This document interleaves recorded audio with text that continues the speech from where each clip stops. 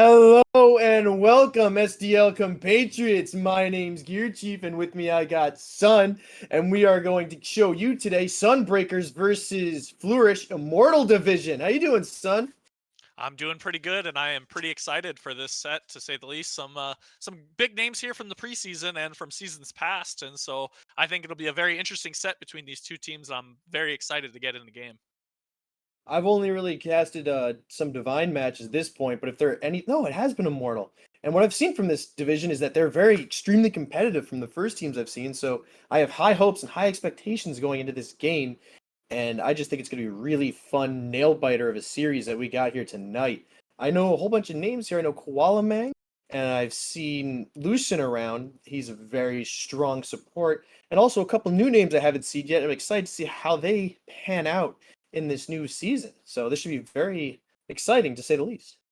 Yeah, it definitely seems like the meta has shifted just a little bit, not too much, since the Ferryman update here this last week. And so some teams are starting to elect for slightly different picks. We've been seeing a lot more Tiamat recently that we weren't seeing before the Ferryman update. And so that's going to be kind of exciting to see if maybe some teams elect to maybe look at a Tiamat. And there's a few other picks as well that have started to surface a little bit. And so I mean, I'm pretty excited to see what these teams have in store for us. It's week one, so a lot of these teams haven't played together a whole lot. So it'll be definitely interesting to see how synergy is and how shot calling and team communication is looking from the bird's eye view that we'll be getting. And I looks think like Flourish will be the order side and starting us off with the bands. it's definitely gonna be interesting to see how these teams start out because if anything, I remember first time my couple seasons, it was always very interesting.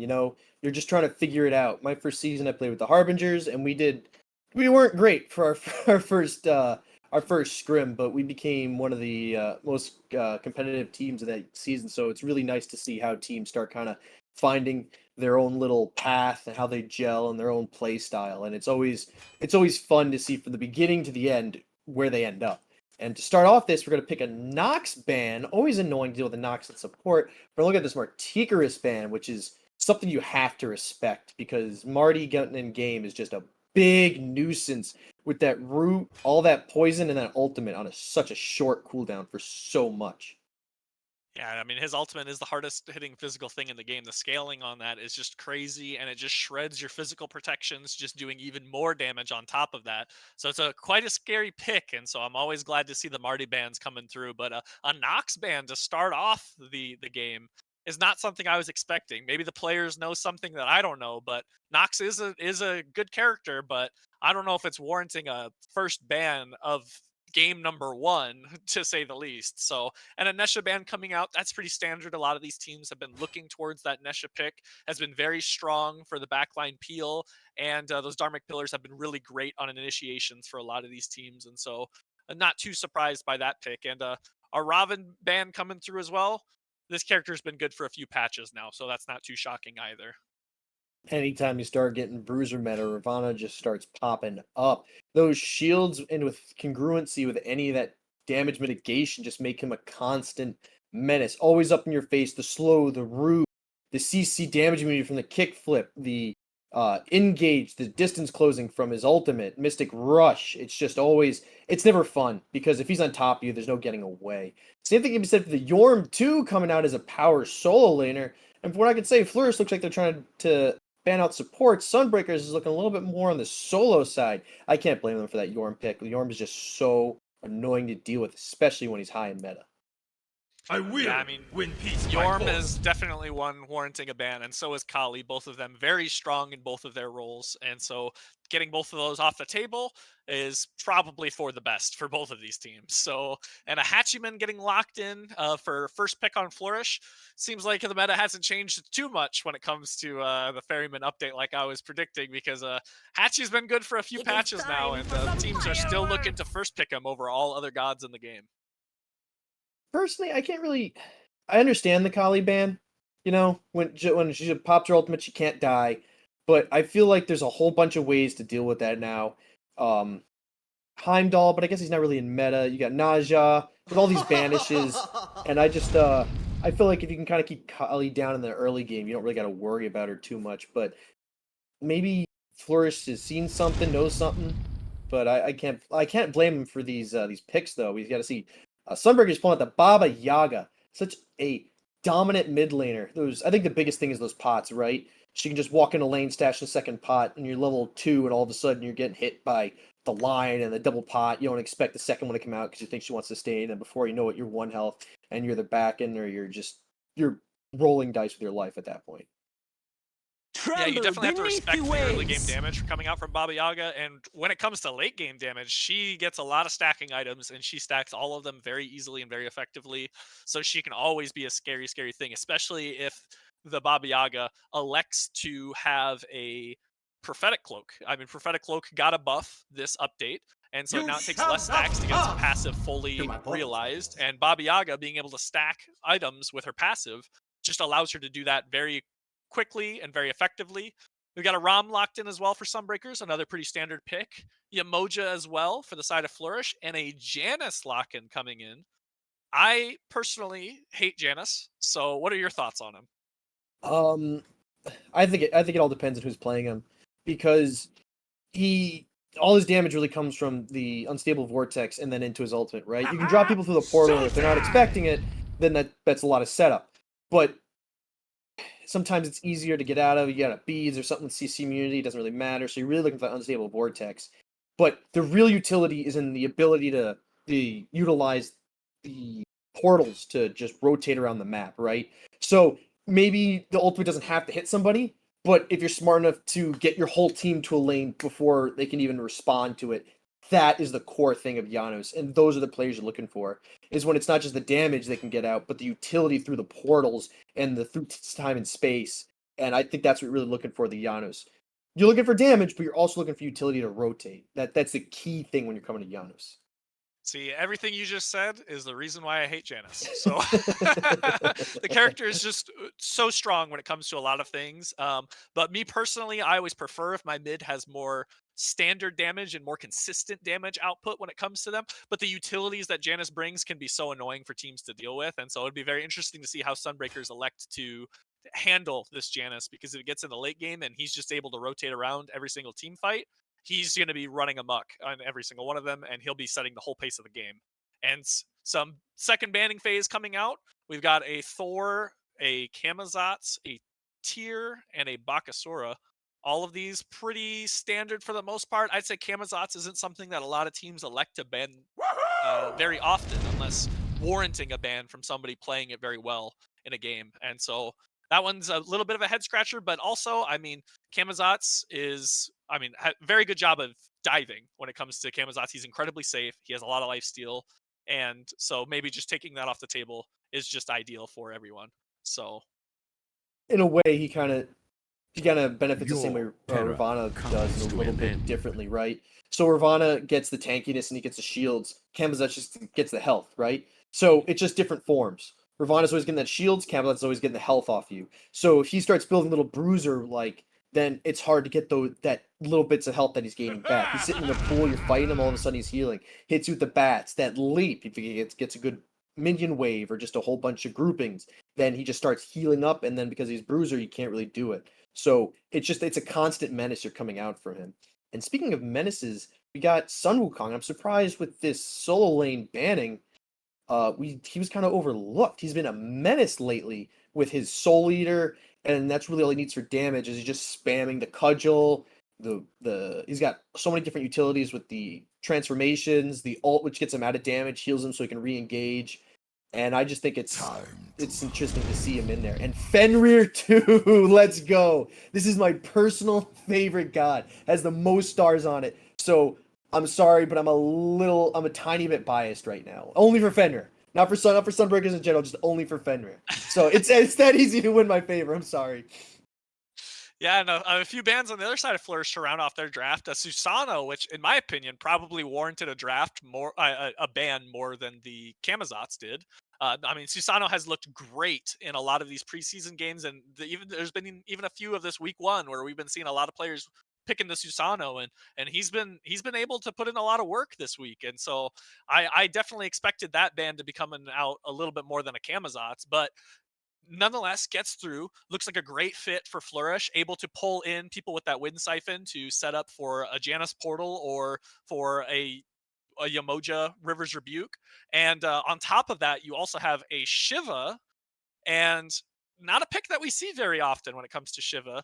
But this god brings a lot of utility. He has, I mean, 2 different knockups, and he's got really good healing with his ultimate and also damage if that's what you need him for. And so it'll be very interesting to see how the Shiva will match up with the Sun Wukong in the solo lane, because we haven't seen a whole lot of him, but we know that the Wukong looks very strong. All right, now we're going to get into the game, and we will see you in the battlefield.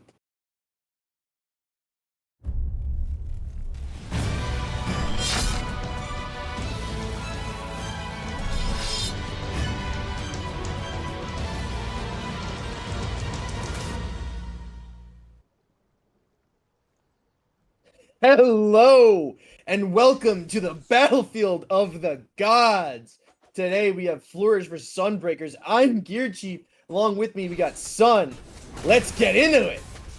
You just saw us on the desk, and you're going to stick with us the rest of the set. I'm very excited for these 2 teams, and starting off with, I mean, you mentioned it on the desk, this Fenrir pick. This Fenrir pick is not something that we've seen a whole lot of yet this season. I can only name one time that I've seen it, and that was in the preseason when Strat ran it in support role. And so I think this is the first time I've seen it in jungle yet here in SDL.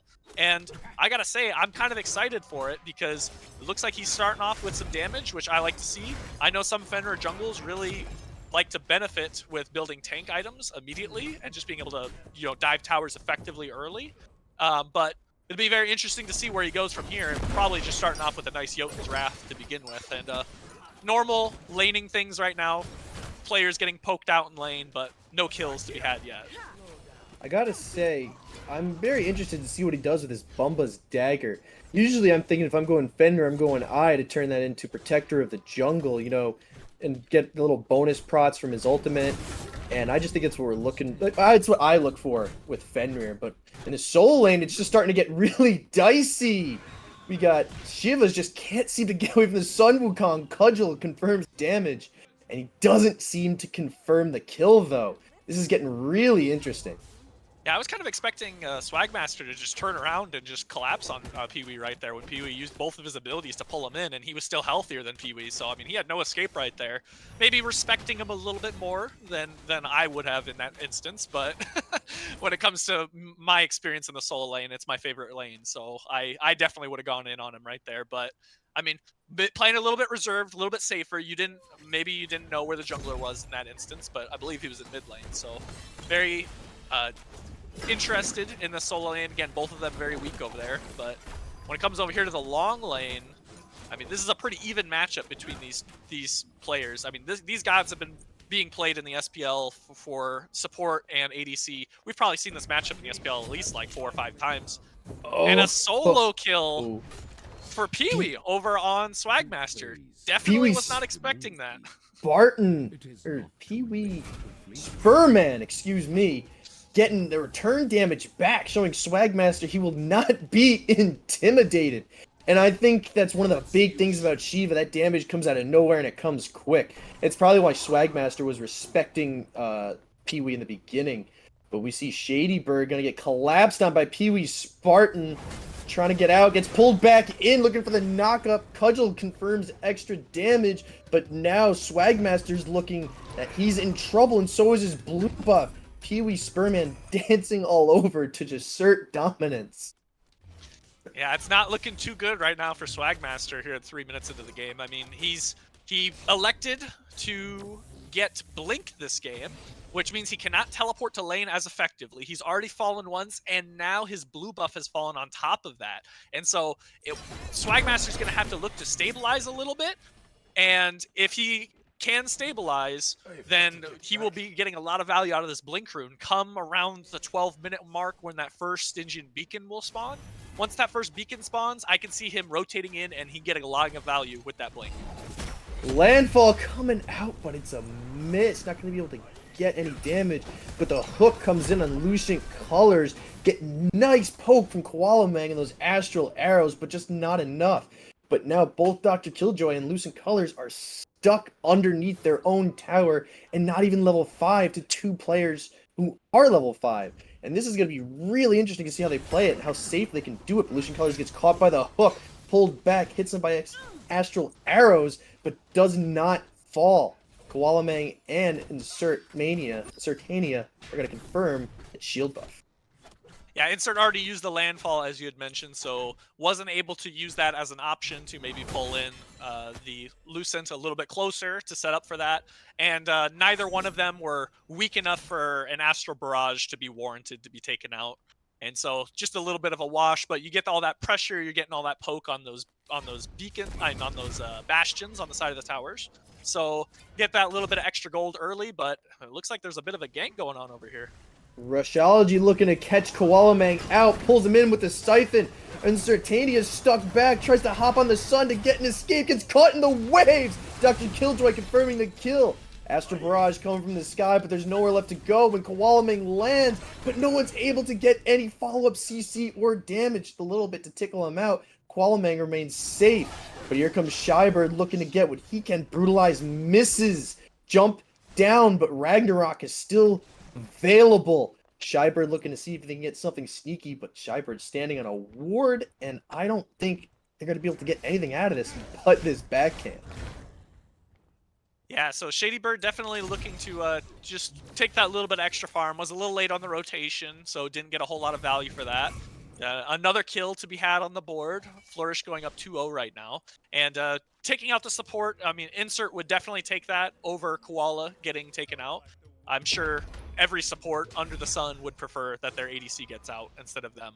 So working out as best as it could have for Sunbreakers, but definitely not what you want. And ShadyByrd's going to decide to go for the enemy blue buff underneath his nose. And PeeWeSpurMan's going to be stuck back behind. Ragnarok comes out, dragging you to the end of days, but not far enough to make it underneath the tower. But here comes Rushology. Typhoon picks up 2. ShadyByrd going down with SwagMasterUwU. Insertania trying to come back. Gets a massive landfall, but not enough to pull him underneath tower. But we're looking at 4 strong in this solo lane from Flourish. Yeah, this dog doing his best impression. ShadyByrd doing his best impression as a dog instead of a bird by looking at the gray screen, as dogs do. And so falling for a little bit of a gank. Got the blue buff. Unfortunately did not get their own blue buff in the instance. And then a double kill coming out from Rushology. Looking great on the Susano. And again, as I said on the desk, that's a pick that I think was warranting a ban instead of a Camazotz. Maybe there's something I'm not aware of. Maybe Rushology's Camazotz is just bar none better than his Susano. In which case, I'm all for that ban. But when it comes to what the meta has kind of developed into with this most recent patch and what a lot of these junglers have been electing to do, I think the Susano pick here has been doing wonders right now, and really great Typhoon usage, collecting a double kill on a single ultimate. Not something you see too often when it comes to a Susano, but pretty great play nonetheless. One thing I'll say by watching these, it doesn't feel like the game's too far split. It feels like Sunbreakers is doing a lot of great plays, but Flourish is just able to capitalize more. But unfortunately, KoalaMang gets siphoned in, up on the Astral Barrage, but nowhere to go. River's Rebuke comes out. KoalaMang committing further to go forward. Misses this through space and time. But now we got a Hachi on a horse getting the confirmed arrows. Realty getting the kill on a KoalaMang who was just stuck. And now Flourish is up 5-0. Sunbreakers looking like they're in a bit of a bad spot right now. Yeah, I mean, Koala was just up a little bit too far. They really had to reset a little bit, and maybe those wards that they had just weren't the best placement. And so a lot of that information and knowledge about where certain players were just came a little bit too late because of how close those wards were to where Koala was positioned. And so maybe just a little bit of miscommunication as well. I mean, there was a rotation coming out from his teammates, but unfortunately it was just too little too late. And a lot expelled to kill Koala, but a kill nonetheless, and extending that lead even more. One thing I see right now that I feel is unfortunate, SwagMasterUwU started building his Soul Eater first, but now PeeWee's got his Soul Eater completed and is starting another items. SwagMaster's really struggling in this solo lane, and I think they might need to start playing a little bit safer and need a little bit more of a some jungle support coming there to help confirm some buffs. Because I think if SwagMaster can really get this together, I think he has a good opportunity. I think Sun Wukong can really take away the solo lane. Yeah, when it comes to Wukong, I think he just needs to, again, stabilize, look to get his own camps here, and then when it comes to those beacon spawns, that first beacon spawn around the 12-minute mark, needs to probably look to clear one wave and rotate as soon as possible to get over there for that, and I think they can get a lot of value, Sunbreakers can get a lot of value for getting that beacon. DRkILlxJOY hooked and dragged, pops the beads, but was a preemptive beads got him out of trouble. We'll see if Flourish is going to suffer. Sunbreakers can really capitalize on that with a gank or a massive landfall. So right now, as we're getting into this game, it's 5-0, almost 10 minutes in. What do you want to see coming in later? Say Sunbreakers to try to take this back, or Flourish to really push this down? I mean, DRkILlxJOY just expelled his beads. He's very vulnerable right now. And again, that comes down to a lack of ward vision that they have over there in the duo lane. But bit of a solo kill under tower. So SwagMaster's going to have to sit at the gray screen and really think about what it is that he needs to do. He had a lot of gold in hand that he hasn't spent yet. And so it'll be very interesting to see what he elects to get. More than likely a Glad Shield to just get those protections going and have a better chance within that. And there it is. He bought a full Glad Shield. So to me, that says that he was not backing. He was not respecting the damage that PeeWeSpurMan had. And ShadyByrd's going into mid. Preemptive Ragnarok finds nobody. ShadyByrd not really getting any value out of that ultimate other than scaring Rushology away. And now we're starting to look at 6-0 for Sunbreakers. I think that they really need to start just kind of farming up and playing safe and maybe start taking advantage of some ganks, communicating some, at least to start playing through one lane. Maybe kind of leave solo on the island that they are at this point and let SwagMaster kind of figure himself out. So any utilities committed to that side by Flourish is a bit wasted. If I'm Sunbreakers right now, I'm going to try to work through this dual lane. Hachi's beads were down, and that's where I think they should start committing a lot of these the CC stuff, which I believe they have a big opportunity to come back and really take this away. I think Bird really needs to make sure to help secure this blue buff to just not let this solo laner become even more of a problem, but it might not be the solo laner he should be worrying about as there's a team fight brewing in mid. Rushology pulls in the siphon, but nothing really gets out of it. Everyone getting away just in time. Rushology's trying to bait something out, abilities, active, something to engage in this. But KoalaMang's walking up on DRkILlxJOY, who has almost no idea, trying to get the bastions. Couple Astral Arrows coming out, but only one finds DRkILlxJOY. Not much happening in that duo lane. But here comes the solos to mid. Coming in, big stuns, trying to get out Insertania, but they're all disengaging. PeeWee's trying his best that he can to pull everyone out, disengaging that they try. They cannot seem to really find anything. The Stygian Beacon is the target. PeeWee's really pulling big damage on a Baba Yaga. Can't seem to get away from a dancing dancer. But here comes the home sweet home, dropping bombs. LUCENTCOLORS finds a kill on ShadyByrd, and Rushology finds a kills on TheNarwhalBear. We're looking in, and so much spitting coming out from PeeWeSpurMan, trying to pull out any damage they can. Gives out SwagMasterUwU, and this tower, this Stygian Beacon's gonna fall to Flourish. 9-0. The team fight was looking really good for the start right there until Shiva Tandava was dancing under tower on top of Narwhal. So, I mean, mid falling down, and it seemed like there was next to no peel right there. But if it came down to it, well, we got one snipe, Astral Barrage a nice in, but reset. they see it, they know PeeWee called it out, trying to pull him in, but PeeWee's gonna get stuck by a hook. KoalaMang dashes in, but can't seem to find the last bit of damage, getting caught up by Rushology. KoalaMang falling down. Maui deciding to back off a little bit. And this Gold Fury does fall to Sunbreakers. No, excuse me, Flourish. A really great disengage on the objective. Just drop the objective. It's not worth risking for the ROM damage. You don't know if he's putting points into it. You don't know how much damage that those Astral Barrage shots are going to be dealing. So just drop the objective, wait for his ultimate to land, and then you're in the clear to get the objective.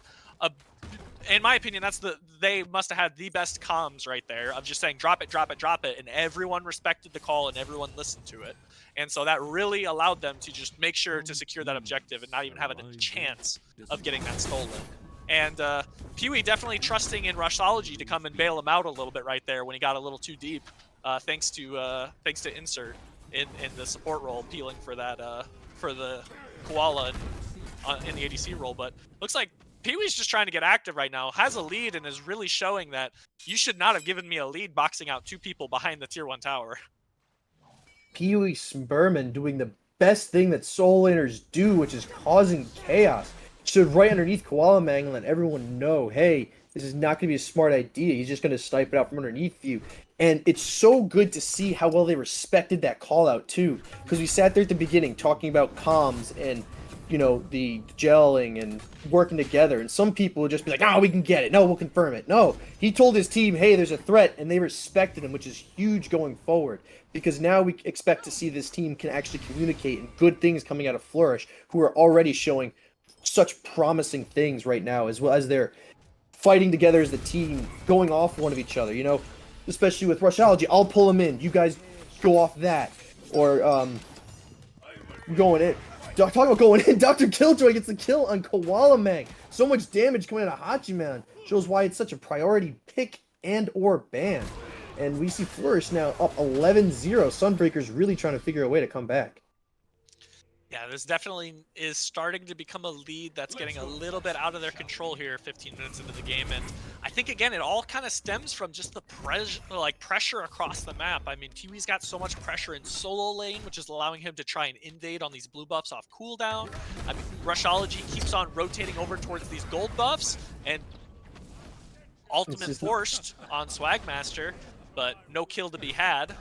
And had to respect that ultimate just a little bit right there, but that tower's not living much longer, and so this gold lead is only going to start to extend. And again, it's just, they just aren't confirming their own objectives. Again, Rushology is rotating around the map. He's gotten a few camps himself. He's gotten a few ganks himself. A 4-0-4 lead coming out from Rushology in the jungle this game. And he's always on his teammate's blue buff, regardless of the fact of if PeeWee needs it or not. He is securing that farm for his team instead of letting a Fender potentially rotate over and steal it. These are all things that need to happen, that it just doesn't look like Sunbreakers are paying attention to the timers as much as they really need to be. And I think we only seen that Benrir steal that blue buff once. We saw him in the early game try to, and it didn't turn out well with a actually a return invade on his blue buff because he was so poked out and couldn't defend it. And now he's looking to get a gank. I think this Fenrir should start looking to farm up a couple levels down on anyone else. 13 to 15, 16, 16. And I think this is just should be farming simulator for Sunbreakers right now. This Pyromancer might look like a problem, might look like they need to contest it, but I think you need to get your own farm at this point. You need to just start racking up and getting back into the game. These big objectives are something to defend, but you just can't really... Flourish takes it away with just all the damage and levels. Sunbreakers just, I believe, needs to farm up. Yeah, I mean, you said it best. I mean, look at the player damage on the left-hand side, and you notice that Bird on the Fenrir is very, very low, second lowest in the game, below his Maui when it comes to damage numbers. And Fenrir is a god that is a very early game dependent god. Brutalize does so much damage early, and it looks like Rushology is starting to feel some damage himself. KoalaMang dashing away from the Typhoon and managed to get himself out of danger, but just for a little bit. DRkILlxJOY comes in, confirms the kill. And then we also have Maui confirming the kill on Rushology. Big ults coming out, home sweet home in defense and attack, throwing down the Witchfire every which way, trying to just throw some damage while creating space at the same time. SwagMaster coming in to try to clean up, but decides to fly away. Fly, birdie, fly. It's not a smart fight to take 1 in a 4. Again, I mean, like this Fenrir pick, you lock it in for the damage, but there's just no damage so far from this Fenrir. He is bottom of the player damage right now, and that's not something you should be expecting out of this pick. This is again a god that is going to be brutalizing you off cooldown, is going to be leaping on top of you, is going to be biting you down with his ultimate. And a lot of these ultimates, just as we saw in that team fight, were used as disengages rather than engages, which is not a reason to be picking Fenrir. You should be picking him for these engages. And that's just something that we need to see out of Sunbreakers is we need to not see a passive jungler. This jungler needs to get active, especially rotating in over here onto this beacon. But coming out of this beacon, we got the dancing kills Insertania. Fenrir jumps in with a leap, brutalizes Ragnarok's upon us as he drags Rushology away, but he's finding his own damage. Rushology low, trying to get out. Fenrir leap, unchained, and then a brutalize to confirm the kill on Rushology. ShadyByrd getting active as we say it. ShadyByrd stuck in the back now, but the big fight is coming up on this beacon. DRkILlxJOY confirms ShadyByrd 2v2 on the beacon, try to confirm it, but 2v2s quickly turning into 2v3. The Sunbreakers trying to do everything they can to show face, but 2 against 4 isn't great, especially when the 2 is pretty hurt. This beacon looks like it's going to go the way of Flourish. Yeah, very, very difficult to size up against a support that has healing like LUCENTCOLORS as Yamoja has. You just can't, you have to respect that there's a Janus on the other side that's standing there on that beacon, and he's going to poke you out. And if you try poking him back, he's just going to heal back up because his support is right there with them. And unfortunately, another beacon going the way of Flourish, extending their lead even further this game as they're starting to posture around, or at least PeeWee's posturing around this this Oni Fury. And as you can see by the charts, this steady climb going up for Flourish is only continues to go up by the looks of it. There was a little bit of a rocky patch in there, but for the most part, it has only continued. And we saw some good damage coming out from the Fenrir in that team fight, unfortunately falling on the tail end, but took out Rushology, and who's been a problem maker for Sunbreakers, and being able to take him out of the equation in that team fight allowed them to at least get rid of one of those problems that they've been experiencing all game, which is a good look for them. I think that Bird really needs to be looking to do that again. And one thing I want to see from Sunbreakers is a bit more wards. I see, if you look in the pocket of Flourish, there is so many. Almost everyone's got a ward, and even on the map, you can see it lighten up blue in so many instances. But only 2 players have wards in Sunbreakers. Throughout this whole game, it's just Flourish has just decorated the whole map in blue lights. And I think if Sunbreakers can really start prioritizing wards, they'll know which fights to take and how to take them. Because from that last fight, we saw that Sunbreakers really can pull it out. We saw Fenrir just dive in like you wanted him to, really putting out all that damage. And if he can keep that up and make that damage significant in each of these fights, I think he's going to have a shot. Because one thing, Fenrir, is you can always go tanky. The ultimate will give you bonus protections, and then you can drag someone. It's always a bead puller. And if you can just sit there in a fight with the Brutalize and the Unchained, you're golden. But we see that ShadyByrd's going to go more towards the damage, and if we're going to see him do that, he's definitely going to need to be more aggressive, like you said, and he's showing that he's ready to do that. Again, he's like you just said, he's electing full damage, and so I want to see those damage numbers coming out on the charts. And right now, the only thing I see was PeeWee, who's double anybody in the lobby's player damage and then some, putting in absolute numbers this game. A 4-0-7 Shiva, which again I was questioning on the desk a little bit, but I'm questioning it no more. He has looked phenomenal on this pick this game, and he will probably continue to look very strong on this the rest of the game. Flourish having a really great grip on this game, and it looks like they're trying to take care of an ADC. Rushology pulling in KoalaMang. Typhoon comes out, finds 3. KoalaMang stuck in a bad spot as DRkILlxJOY dashes in, confirms the kill. ShadyByrd kills Rushology. DRkILlxJOY kills Insertania. Popping a Brutalize, gonna get ShadyByrd out, but not for long. These Dragon Arrows coming in, but Yanu's chasing afterwards. ShadyByrd manages to get out. SwagMaster pulling out big numbers and getting his first kill on DRkILlxJOY, shutting him down 6-1. That's going to be a beautiful boost that SwagMaster definitely needed. It was a great turn of a fight for Sunbreakers. Even though it's 2-2, there was a big shutdown coming out. That's a lot of extra gold going in the pocket for that shutdown bounty coming out for DRkILlxJOY. Definitely warranted. He definitely needed to be taken out just so they can get a little bit of gold back in their pocket. And for them coming out 2 for 2 at the end of the team fight, that's a very good look for them, as Pyromancer started up over here for Flourish, but Sunbreakers are around to contest this one. This is finally their shot to contest. They've kind of pretty much caught up in the farm, and now they're 5 strong going into 3. This is where you want to see them be aggressive. Landfall comes out, blocks Lucien from getting away. Lucien's now stuck, but Rushology and friends are pulling them away. All the pulls of the world from PeeWee and Rushology, but now PeeWee's stuck 1 in a 5. Lucien's trying to come back to support, but the dance is coming out too low a health, but Rushology comes in with a double kill to turn the tides. Realty gets a kill in Dwyer as well. You see the Ragnarok being used defensively to escape. No one in the maw of the Fenrir to drag to the tower. And now Flourish comes back to redeem themselves and take this Pyromancer. That fight was a huge swing for Flourish and a bit of a crusher for Sunbreakers, but it does show that Sunbreakers can show up. They just have to find a way to really hone in what they're doing. A beautiful through space and time coming out from Realty there, connecting with 3 members and setting up a portal for his team to re-engage on top of Sunbreakers, killing one of them and setting up for a nice double kill for Rushology and to extend their lead that they have already developed this game. A beautiful look coming out from Realty, and a wonderful job on the tail end of that fight, being able to push up, take the Pyromancer, put a little bit of pressure on mid, and then rotate over to take this Oni Fury, and now have those Oni minions spawning in all of the lanes. Now they can all look to reset, and with the pressure from these Oni waves, they might be looking for a Fire Giant here.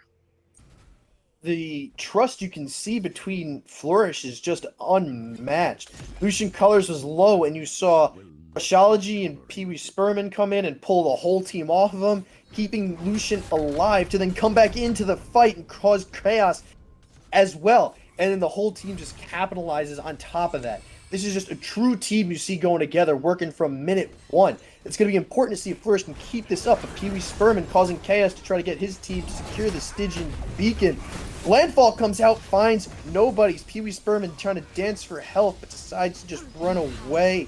Looking at Sunbreakers staring at Flourish, and with this beacon down in the way of Flourish, both teams are a bit low. More PeeWeSpurMan than anyone on Spurman on Flourish. And we're all going to decide to disengage. I mean, I just saw PeeWee boxing out 4 members of Sunbreakers, and not one ultimate was dropped on him. He was up by himself, and you were surrounded by 4 of them. And nobody even looked to try and challenge him while he was challenging all 4 of them. And so that's definitely a look that they need to try and fix. Home sweet home coming in to try to find damage. ShadyByrd kills Rushology, but we get DRkILlxJOY getting a kill on KoalaMang, and Realty getting a kill on NarwhalBear. Sunbreakers is being forced to run away. You got 3 people coming out. ShadyByrd backing up under his tier 2. SwagMaster trying his best. Insertania trying his best. But PeeWeSpurMan just does not care. Does not care about a T1, T2, or a Phoenix. And just causing that oh so sweet chaos that we solo laners love. PeeWeSpurMan is really the bane of Sunbreakers' existence right now. Sunbreakers just can't do anything. PeeWee is just in their minds, in their back, in their front, just everywhere. They cannot do anything because he's just controlling them. And it is amazing and impressive the way he's controlling a team all by himself, allowing his team to just really do whatever they want.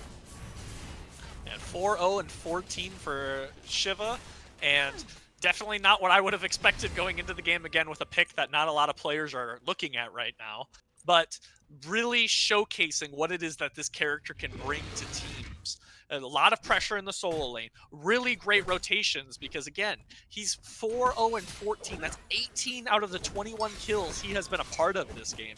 Just an absolute domination over the entire map. Shiva's the god of destruction, and he is really destroying the Chaos team this game. We're looking at the gold, and it's about a 10k gold difference, almost an item for each teammate. And this is going to really help Flourish so they can take advantage of this lead that they have. And it seems they've been doing it in every which way. And we're going to see a little dance going on for Fire Giant. Who's going to step up first? But all that delicious healing from LUCENTCOLORS is really going to help Flourish stay in it. While Sunbreakers doesn't really have much to keep them in the fight, or at least sustain them. PeeWeSpurMan causing all the chaos he can, creating space, but Sunbreakers steal the Pyromancer! Unchained releases, and through space and time tries to find damage. Insertania takes the most of it. All of Sunbreakers just trying to disengage, just taking the victory, but KoalaMang gets pulled in and dropped by Rushology. Now we got a 4v3 coming in the favor of Flourish, and they're looking to start this Fire Giant. Flourish wasn't really looking for that Pyromancer. I don't think they're too heartbroken over the fact that that went the way of Sunbreakers. They would have liked it, obviously, but being able to take the Fire Giant, which is the real objective on this side of the map, is something that they would definitely prefer more. And so Fire Giant already down to half, and again, it all came off of that one pick that they just got a Koala chasing down thanks to the through space and time setting up for the team.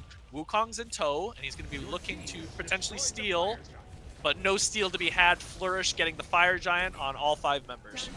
And during that whole Fire Giant dance, ShadyByrd falls to a 1v1 against Rushology. Insertania trying to back out of this, but now he's caught between 4. Landfall to cause destruction, distraction, and a little bit of escape. Hops on the sun to fly away, but PeeWeSpurMan says no way, causing that oh-so-sweet chaos that he's been causing this entire time, showing why his Shiva pick should be respected. We're looking at a bird push up, and now Flourish trying to get anything they can. PeeWeSpurMan showing that he does not care where he is. He will tank it all. All this chaos coming out. Home sweet home dropping down. Rushology finds the kill on KoalaMang. His Witchfire is doing ticks, but not enough to dissuade Flourish from pushing on to Sunbreakers.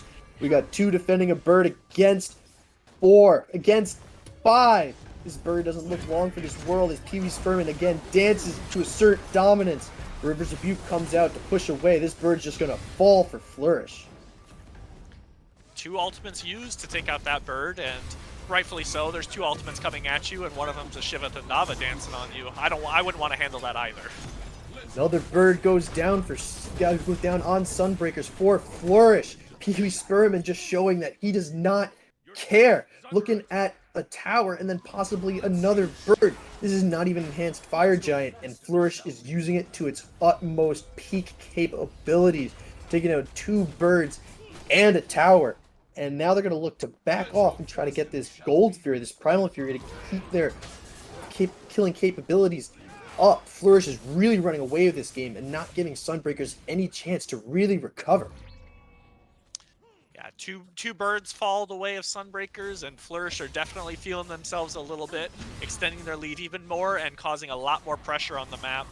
This objective's going to fall. SwagMaster, you just need to get out with your life. Taking the correct option and just escaping right there.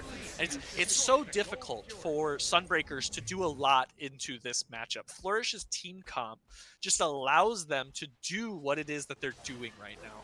They've got the Emoja for healing. They've got, I mean, Shiva's ultimate can be offensive and defensive with his healing as well. And so when you've got the Emoja healing on top of his own healing, on top of the fact that he built Soul Eater, he just has so much sustain in all of these fights, and all he has to do is just keep dealing damage, and he will continue to sustain his way through all of this, and has shown that, as he has yet to fall this game, has shown that he is very effective at doing just that. Top of the player charts once again, and still putting on an immense amount of pressure, tanking the bird forever while the emoji's just sitting there spamming her heal over and over and over again, allowing him to continue to do that. And in the meantime, the rest of Flourish is still, you still got a Janus that's has had really effective through space and times all game. You have DRxKILLxJOY, who has also been putting in a lot of damage this game. And on top of that, you've got Rushology, who's 9, 4, and 11, putting in a lot of work on the Susanna pick and getting some really, really, really good ultimates. And so now Flourish taking down the Pyromancer, putting that a little bit of pressure in each of the fire minion waves, and even stealing away an extra blue buff on top of that. Now they are really starting to just wait around and keep the pressure up as much as they can so that they can get this next EFG that's going to be spawning here very, very soon, in about a minute, just over. And so when it comes to Sunbreakers, they haven't looked too alive too much this game. They've had a few engagements where they've looked pretty good, but for the most part, they've just been getting pushed over by Flourish's team comp. And what they really, really need to do is put up some form of a defense for this EFG. Because if this EFG goes through and all 5 members have it, I don't see a world where they could defend this Titan. Looking at Sunbreakers personally, it seems like individually each player brings something to the table, and you've seen big plays out of everybody. But my issue is I feel like they're not kind of putting it all together. You know, think of like a stew, right? You got all the ingredients that might taste okay by themselves, or vegetables, meats, broths, but then when you bring it all together, it's amazing. It feels like Sunbreakers are just all the ingredients right now, while Flourish is just the stew itself. It just feels like Flourish has that team building exercise that they needed and can work off each other. We've seen so much trust and communication through them. Meanwhile, Sunbreakers, it seems like they're doing great stuff individually, but we don't really see the togetherness, you know, the coming together to really take advantage of what each player is doing. But what do you want to see come the rest of this game, or maybe a game two from Sunbreakers? And what do you want to kind of see from Flourish happening? Well, when it comes to what Flourish is doing, I think if it ain't broke, don't fix it. They're looking great. They've had a great control over this entire game, so I think they need to continue doing that. Whereas Sunbreakers, I think they need to go back to the drawing board a little bit and really reevaluate what it is that they want to do. If ShadyByrd wants to be taking up a lot of things, then he needs to play a more facilitating god, but looks like they're just getting run down in the jungle. Realty kills out KoalaMang. ShadyByrd overextending and running away with so little health. Double kill, but really a minion kill on ShadyByrd for Realty. Triple kill for Realty, looking for a quadra kill. NarwhalBear's low, trying to get the space they can, but PeeWeSpurMan takes the kill, leaving a triple. And now we get SwagMaster getting a kill on Rushology. Birds down, 4 strong into the Titan pit. Throne room's vulnerable. DRkILlxJOY gets the kill on SwagMasterUwU.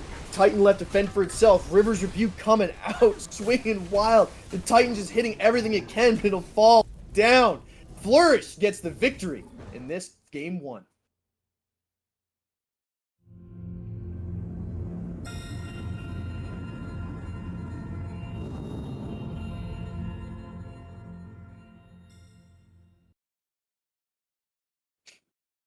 I'll say it once and I'll say it again, man. Those emotes or those effects after each win just makes it so much sweeter, you know, especially if it's your team. Coming back to the desk, we see that Flourish has had a dominant game all throughout. Constant goal and kill lead, and just perfect play throughout. They did textbook Smite from start to finish. What do you think, son?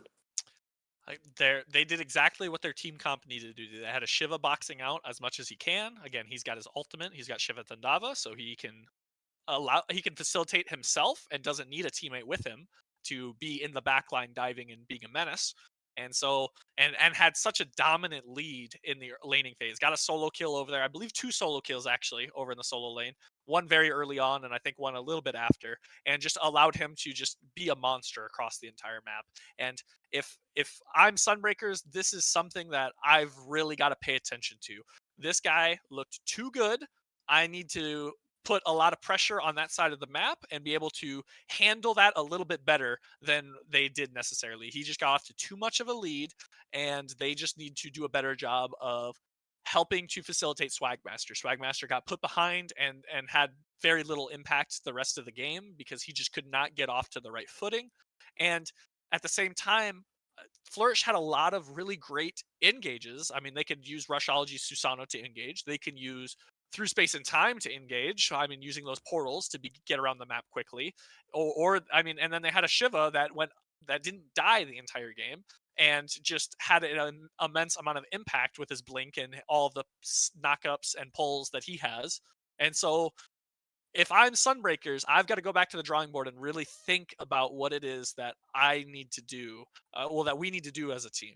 And when it comes to my thought process, I believe that they really need to have a more either a different pick in the jungle. Again, Bird just didn't look very comfortable on it. Maybe this is a pick that the players themselves asked him to play and just wasn't really about it, but wasn't as aggressive as I would have liked to have seen. And so if you're going for somebody that's looking to just farm up and look to do something in the late game, then maybe you need to reevaluate who it is that you're picking. Maybe like a Bakasura would make more sense. And I think Bakasura made it through both banning phases without getting banned. So maybe that's something that you can look to do. Otherwise, I'd say like Kali, but Kali's not going to make it through more than likely.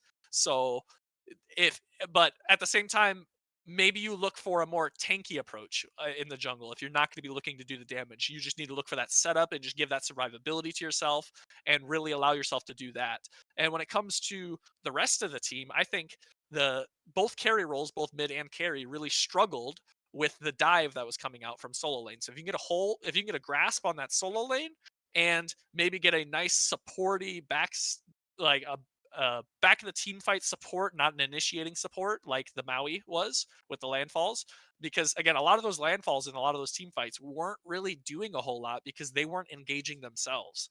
And so give yourself like Sylvanas probably isn't the best option, but I mean, if there's somebody diving you, Sylvanas ultimate is really great. Wrath of Terra does a lot for your team, but maybe a Terra pick. I think a Terra pick would do wonders for their team. We did see the Bakasura banned in round 2, I remember. But Okay. with this Fenrir pick, I think he did get aggressive. He did start getting aggressive, but it felt like he got aggressive a bit late. I would have liked to see that aggression a bit earlier to allow him to snowball. Because if you're a Fenrir and you're getting aggressive late, you need the tankiness or the ability to insta-kill. You need the brutalize to be the end-all be-all, or just the bite to drag someone to. Otherwise, you want to go tanky Fenrir, and that's what I was saying. That's why I kind of like personally, I like the Eye of the Jungle when I'm going jungle Fenrir, because the Protector of the Jungle is just so huge. But I definitely think if he wants to start playing a bit late, maybe like you said, maybe it was the playstyle definitely saw we might want to see more of a Bakasura or a Mercury or a Kali, like you were saying, someone who's a bit farmier in the beginning and then aggressive late because they can just start killing. But going into these first picks or first bans, we see some friendly faces again. We see this Nox ban again, which is always respectable, and we also see Marty, and then I will say the Emoja. Emoja is a very, very good ban, especially against Lucent colors. We've seen Lucent really be dominant with this Emoja. If you leave Emoja up, Lucent's going to pick him, and you are going to regret it. You might win, you might lose, but it'll not be an easy win, and it's going to be a hard loss. Yeah, a lot more bans coming out respecting the members on Flourish. Not a Shiva ban, which, I mean, Shiva doesn't necessarily warrant a ban, but for how much PeeWee was able to put on that game, I think it probably warranted a little bit of a ban. So, but not electing that whatsoever. But if I'm Sunbreakers and I'm first pick, I'm also forcing Flourish to ban the Marty themselves. So I don't know why they banned it first. Unless they aren't comfortable playing it themselves, they should be forcing Flourish to be banning it instead of you, because they have to respect that if you can first pick that. And so a Nesha ban coming out, a Kali ban coming out. Both of those we're once again in the first ban phase of game number 1, and so not too surprising to see them again for the first ban phase in game number 2. It looks like we got a bit of a Robin hover and a Robin lock-in. Not a whole lot to say about the Demon King himself. He's looked incredibly strong for a lot of the Season of Souls and will continue to do so. I think one of the things that really hurt SwagMaster in that last game was you commented on it early. He went blink instead of the teleport, and he was down 0-2 pre 10 minutes. And you could see that again because you also had commented on the fact that he had so much in hand gold and he was able to buy the Glad Shield. And you said he wasn't respecting the back of the damage.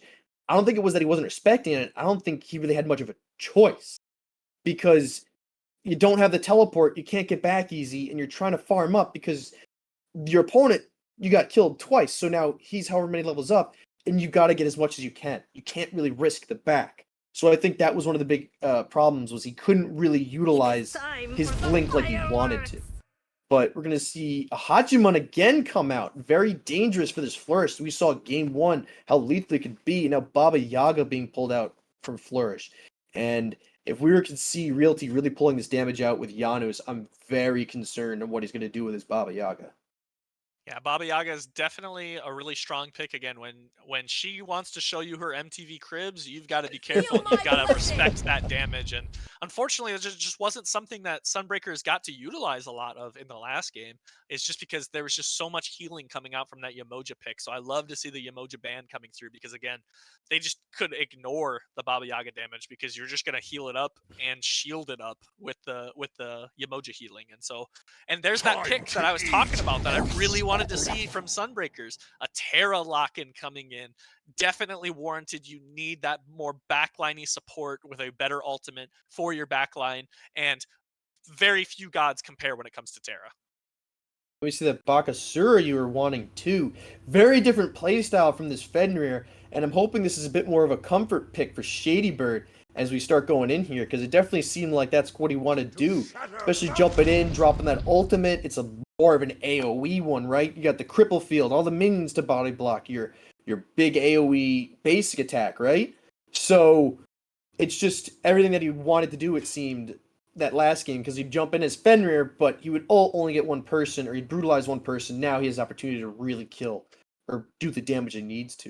And we see a Thor coming out. Now, I got a question for you. Is this a jungle Thor, or is this a solo Thor?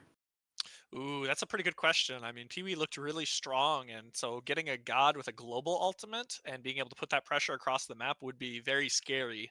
But I'm leaning more towards Rushology is going to be playing this in the jungle. It just feels a little bit more his kit. I know, or his playstyle at least.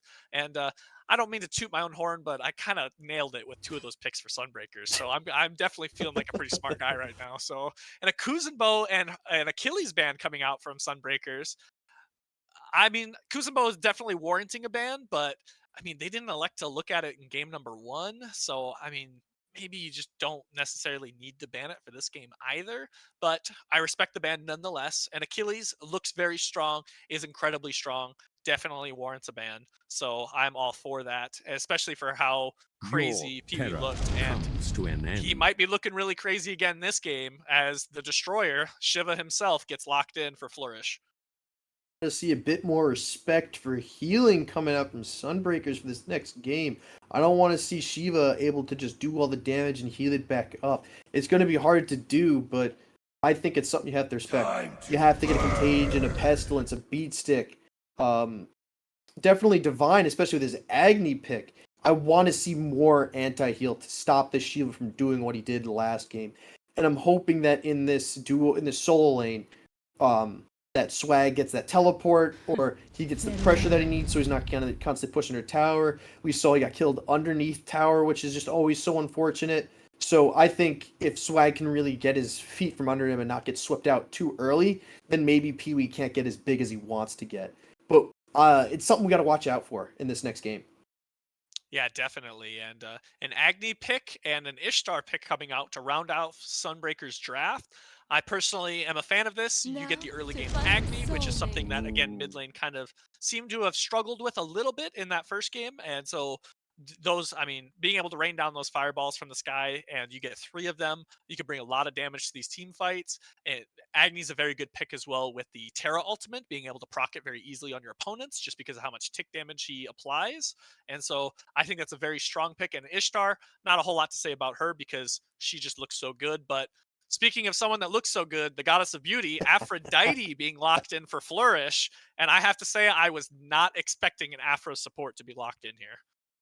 It's always interesting to see Afro support. She was really big when we got those healing nerfs. I will personally fight anyone who says they were actually nerfs. Maybe the numbers were reduced, but the utility for every god that has a heal got buffed. And I think that they cranked the healing subtly anyway. They changed the numbers to look like it. But no, I personally, I think that's what they did. But the one problem with Aphrodite is she's got the heals, she's got the CC immunity, the damage immunity, and a direct stun. But I gotta say, if you get the anti-heal, I want to see an Ankh. I want to see at least a Pestilence or a Contagion. I want to see an aggressive one. I want to see a Divine or Beat Stick. I want to see something. Respect the heal. I don't feel like it was respected too much when it came to the Yamoja and Shiva, but now that you see the Aphrodite, you have to respect the healing. You have to. Yeah, absolutely. And I mean, looking at these drafts, I definitely think Flourish had a much stronger draft in game number one. I think their draft actually feels a little bit more lackluster thanks to this Aphrodite lock in. I mean, you've got a Baka on the other side and an Agni. Both of those are very, very good at being able to apply a lot of damage in a very quick period of time. And since there are two of those that could be looking at this Aphrodite, it could be very, very difficult knowing, well, I mean, using her ultimate, Undying Love, for her teammates as opposed to for herself. All right, we're gonna get a game two, and let's see if Sunburgers can take it back, or Flourish is gonna put the final nail in the coffin, and we will see you there.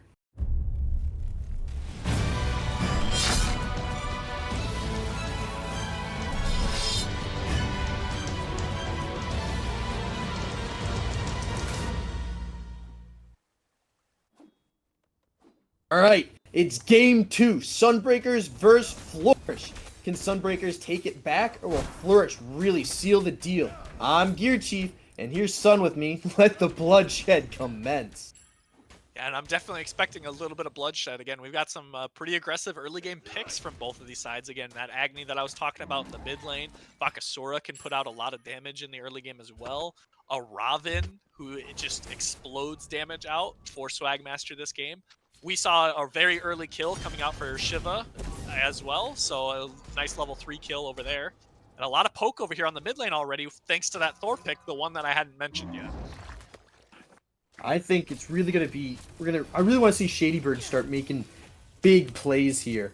I want to see him really take advantage of Bakasura, right? Because one thing I like to see when there's a Bakasura jungle, I think you're looking for the enemy soul lander's blue. You want to put them on the back foot. You want to make them starve for that next ability. Make them constantly think if they had it back, right? Not because they don't have enough health, but because they don't have enough mana. They can't do anything. And Bakasura is the perfect god to do it. But coming in this dual lane, Swagmaster's looking a little, or soul lane, Swagmaster's not looking too good right now. But that shield and that heal from Ravana gonna put him back in the fight. A little bit of a gank potentially coming out from Rushology. Looks like he was posturing towards that gold buff, but he wants a kill. Coming in, big wall, trying to stun out KoalaMang, trying to find anything he can. Jolt gets KoalaMang out of any type of danger, and Insertania is just causing a little bit of chaos, body blocking. SwagMasterUwU is trying to see if he can get that first blood back that he couldn't in game 1, but decided to back off. But just gonna sit there and just size each. This is what soul laners do. They just size each other up and they wait for the perfect opportunity to go in. Swagmaster looking for it, gets pulled, backflip kick, stop any damage. Root comes out. Missed the rush, comes in, but no confirmed kills. Big wall again. TheNarwhalBear caught, and in comes the circle oval from Baba Yaga. First blood goes to Flourish. Yeah, Swagmaster playing again a little bit too respectful when it comes to PeeWee's early game. Again, that's 2 games in a row where it looks like he just gets a free kill on him, but he just elects not to take it. It was presented right in front of him on a silver platter. He just dashed right in front of you and didn't dash back immediately. You still had your 1-up. That was a free kill, but it might not actually be completely off the table. Oh, but PeeWee does manages to get away from it yet again. And once again, Swagmaster will take a little bit of pressure. Got that totem. And we'll take a little bit of pressure on the wave again. And this time, some nice secures coming out for his blue buff as the Bakasura ShadyByrd coming in and collecting that for him, helping him take care of that. So, as opposed to last game where it seemed to run out of control a little bit when it came to those blue buff invades. SwagMaster electing for the teleport this time. Mystic Rush is up, and PeeWeSpurMan just does not seem to have his ultimate as well. SwagMaster gonna elect for the cooldown buff, and we see that PeeWee does get his ultimate. Now it's 5 and 5. Dancing to gain health and dominance. SwagMaster managed to stay outside of it. Here in the dual lane, 4v4, it's a race to 5. Who can take advantage? And Flourish is going to see if they can pick up the shield buff, but Sunbreakers is not going to let him do it for free. Sunbreakers hitting level 5 first. KoalaMang and Insertania trying to assert any power that they might have. Here comes ShadyByrd, level 5 as well. But Rushology's in the air with the Anvil of Dawn, lands big hit on KoalaMang, but does not stop him from getting DRkILlxJOY. Hammers down, teleport to LUCENTCOLORS, body block, and linked for the heal. Both rooted, Rushology and Lucent, but Insertania dashes to the tower. Rushology, level 6, looking to do whatever damage. Gets the kill on Insertania, but now is stuck. Hammers down, Jolt comes out, roots Rushology. Lucent gets his ultimate and manages to stop Rushology from dying. But Rushology's just so low, but looking to be so aggressive. Wants this kill on KoalaMang, but both teams could decide it's probably best to disengage right now. Yeah, I mean, that's something you got to respect a little bit for an Aphrodite is if whoever she's linked to, they're getting a little bit tankier, and she can apply that healing whenever she wants, not to mention the back off on them whenever she wants. And so you really have to respect an Aphrodite and whoever she's linked to, because even though they were really low right there, they definitely had a little bit of an upper hand over just a solo Baka as his teammate was backing away from that. So just a little bit of a walk away afterwards. Some kills going the way, Rushology collecting 1 kill, and the lead hasn't really changed as of too much. It's mostly just that first blood gold and a little bit more, not too much more, coming out for Flourish this game.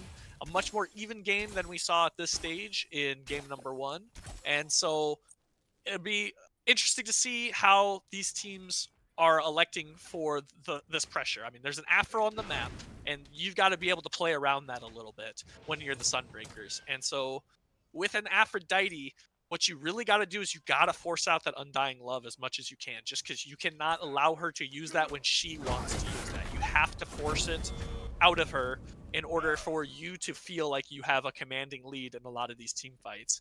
And anti-heal, anti-heal, anti-heal is the name of the game for Sunbreakers. I've got to see a Divine coming out for Agni. I've got to see, I mean, something else out of some other members as well. Maybe a Toxic Blade coming out for the Bakasura. Already finishing that Golden Blade. Now he's going to be able to be farming very effectively in the jungle. And so we've got to be able to see some of these counters to come out to be able to handle this Afro, because if this Afro gets off to a really strong footing, it's going to be very difficult for Sunbreakers to do next to anything for their team fights. I want to see ShadyByrd start kind of putting more pressure on the Soul, and like I said, right, the Shiva is playing a little bit on Razor's edge when it comes to it. We've seen him get really low near SwagMaster, and I think if ShadyByrd can start consuming some of those blue buffs and really showing some presence, I think that'll give SwagMaster the chance that they need, because we see the electric teleport again, and PeeWee went and got Chalice early, so it put him behind a little bit on the items at first, and I think it would have been really smart to kind of start putting aggression there. We see PeeWee once again just damage everywhere. He doesn't care. And we know the tower's not even safe for SwagMaster. So at this point, I'm wondering, what do you think they should do? Do you think they should start playing through the solo lane, or do you think they should allocate resources elsewhere? I mean, so far, he has it under control, as he's actually out leveling PeeWee. So seems to be doing very well for himself, and a little bit of a gank from Rushology. He's just passing through. He's just looking to get these mid harpies, so not actually looking for a kill right there. But I mean, but who might be looking for a kill? Koala was just under tower. Under tower, taking no damage, getting the light rain to come in, gets them mesmerized, but not enough damage to confirm a kill. Koala is really showing pressure and not trying to let last game happen, trying to pick up some kills last game, but we see that there's 3v3 coming out of these mid harpies. Terra ultimate comes out. Narwhal gets a kill in Rushology. Lucian colors low, falls down. ShadyByrd finds Lucian. Baba Yaga hopping in her cauldron to bounce away. That was a big invade coming in from Sunbreakers. Exactly what I wanted to see. I wanted to see the Baka and the Agni both put pressure on this Afro pick early to put her behind, so she isn't comfortable using that Undying Love anywhere else than whenever they want her to use it. Again, Lucent had to use that ultimate in order to help disengage from that, but it was too little too late, as 3 Agni bombs are raining down on you. It's only rank 1 as of right now, so you don't have it up for very quickly. Sunbreakers confirming the Gold Fury, but looking rather low. DRkILlxJOY confirming ShadyByrd on top of a horse. Rushology looking to see if he can pick up the kill on KoalaMang. 3 strong going into that tower. Doesn't look like it's going to defend Koala much, but we see Flourish is backing away, taking that purple buff, but I think they probably could have taken a little bit more. A great play from Sunbreakers, only losing 1. Unfortunately, losing 1 when it came to that Gold Fury, securing it though nonetheless, and giving themselves a little bit of global gold in their pockets. And purple buff invade coming out as well for Flourish, but not too much to go from, as you can see by the charts on the screen. Really starts to even up this game at less than 1,000. This is an even game at this point, regardless of the XP lead. This is a pretty even game, and so. Now that it's an even game and Sunbreakers seem to have a good, strong footing, they really saw what they can do when they dropped a lot of ultimates on this Aphrodite and be able to put a lot of pressure on her. They need to keep that up in these next engagements, especially here in about 2 minutes when the beacon spawns, since it just started charging. The beacon's gonna be very important. We've seen a lot of teams live or die by the beacon. I remember a couple of games I saw myself. That's where all happens, which personally I thought was very strange. Did you ever like see the beacon becoming as prominent as it is now? I always thought it'd be one of those things where you're like, oh, we'll just let them have it. You remember like the Nagas and the orbs that would drop, and sometimes people would fight for them, sometimes people wouldn't. Sometimes they'd stand to try to steal, sometimes they wouldn't. It wasn't right there. I didn't think that the Stygian beacon would be as much of a problem as it is. Rushology coming out, Anvil of Dawn to get away, getting surrounded by Sunbreakers, looking to go back in! Caught in by the regurgitate from Bakasura, manages to get out of the cripple field to go through a wall with the teleport, making all that a bit move, getting really close in there. Rushology manages to squeak themselves out. SwagMaster coming in, dances from PeeWeSpurMan, again to assert dominance, but SwagMaster just going to run away. I gotta respect that damage a little bit. I mean, it's a lot closer in the solo lane than it was last game. I mean, only about 1,000 damage between these two on the damage charts over there. So to me, that says that's been a pretty even laning phase right now. No deaths to be had for either of the solo laners. You're only about 1,000. You're only about 1,000 player damage down. Builds are relatively even, and so because of that, I'd say that SwagMaster's having a much better game this game than it was last game. And going back to that team fight a little bit, I mean, Rushology ulting in to try, I mean, to successfully secure the green buff for his support, but in my opinion, it wasn't needed necessarily. You should have used that ultimate to disengage and really look to reset early and come back to this beacon spawn that has started right now, as these teams are all posturing around it. Beacon coming up, and as important as I was saying it is, both teams are trying to fight. It looks like Sunbreakers is going to be able to zone off Flourish. Flourish believing they have more opportunities. Both solo laners are here. PeeWee causing chaos like he loves to do. SwagMaster putting him in his place and telling him to stay away. More stuns, more damage coming out. And PeeWee's starting to learn that he isn't exactly as tanky as he once was. Rushology's starting to look at KoalaMang, but instead going for these purples. And I think this is the second time in a row that KoalaMang has not gotten his purple buff. Yeah, I mean, we gotta respect the Thor standing there at your purple buff. You can't really do a whole lot, especially when your Terra is not in tow quickly enough to help set up and facilitate for you to step up to try and contest that. And a gold buff going down as well for Flourish, getting small wins across the map, but the big win was getting that beacon spawn for the Sunbreakers and starting to get a little bit of a strong footing under them. They're only 1k down, a little bit less than 1k, which isn't a whole lot, and so because of that, they can really look for a lot of these team fights, and these team fights seem to be swaying the way of Sunbreakers. Again, not a whole lot they've gotten from them yet, but if they continue to sway that way, it could be very easy to extend a lead from them. ShadyByrd barely escaping a wall and a hammer. One thing I'd like to say is look at his damage charts, and PeeWee is up at the top. I mean, I don't think we really expected it too much different. But right next to him, SwagMaster is finally causing some trouble, as followed quickly up by his mid, too. So I think this is a very impressive improvement coming out from Flourish, that they're not going to take this line down. Like, we're here and we're going to fight. Looks like everything's going to fight over these oracles, but one goes the way of each team. Dual lane DRkILlxJOY barely escaping KoalaMang's fury.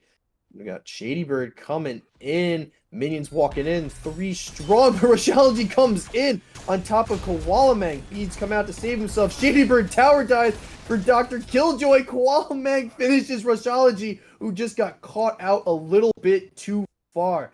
Did not see the support there ready to help his little carry out. And KoalaMang is just really pulling this fight back. 2-0 now. Yeah, I mean, Koala did a fantastic job there. They really showcased how to effectively handle a gank. I mean, use the beads, rightfully so. Gotta respect it a little bit. Oni Fury going the way of Sunbreakers. But using her dash in order to backflip away from the double tap, knowing full well that Rushology does not have enough damage without connecting that double tap, and so electing to save the dash to counter said double tap to not allow them to get that damage off that they desperately need to get that solo kill. And especially with teammates in tow, you can be assured that there was a Terra there to also help you because you saw them on the map, and so you felt pretty safe going for a pretty stylish play nonetheless. Great things too is after that, you hit that jolt and you backflip kick over that hammer. Thor's stuck now. He's got no moment, he's got no movement, and he's also rooted. So he's just kind of sacrificed a lot to get out of there. And we also saw that Koala was able to dodge the wall. So Thor was kind of stuck up creep without a paddle, right? He uses ultimate to go in, and now he just 2 walls come up, clap him right down, and then you're just stuck in place. KoalaMang really doing a good job of turning that whole fight around. And good job for ShadyByrd for, again, being aggressive and noticing that DRkILlxJOY was really in a bad spot in that tower. Great plays from Sunbreakers all around to come out with a 2 kills up and no deficit. And you really see this game's a lot closer. I remember last time it was almost like 11 to nothing, you know, around 10 minutes. And now we see Sunbreakers that's in the lead with 2 Gold Furies in their pocket. Sunbreakers is showing they're not going to go down out of fight. And I really think it's a lot from ShadyByrd maybe finding a more comfortable pick and being able to do more on the jungle. Yeah. Thor's up, and it looks like he's going to be coming down on Koala. Koala coming out with a jolt. Golden arrows just trying to get the stun out of Rushology to create some space. KoalaMang going to walk away. Rushology now without an ult is looking at this beacon that's almost about to be up, but the first one in the Sunbreakers pocket is, do you think Flourish is going to be able to take advantage of this and take this beacon, or do you think that Sunbreakers is just going to exert more pressure and just dominate with their will? Kind of depends on how this gank goes. It looks like Sunbreakers aren't going to let them do it. Dancing does not save him from the Butcher Blades. ShadyByrd again coming up big with another kill, getting the pressure into Solving this time, and that's huge. I think that gives SwagMaster the opportunity to actually catch up in levels, and it doesn't allow PeeWee to be as big as he once was. And if they can keep PeeWee from creating all that chaos that he so deliciously loves to make, Sunbreakers has a big opportunity, especially looking at this Pyromancer that they now have in their pockets as well.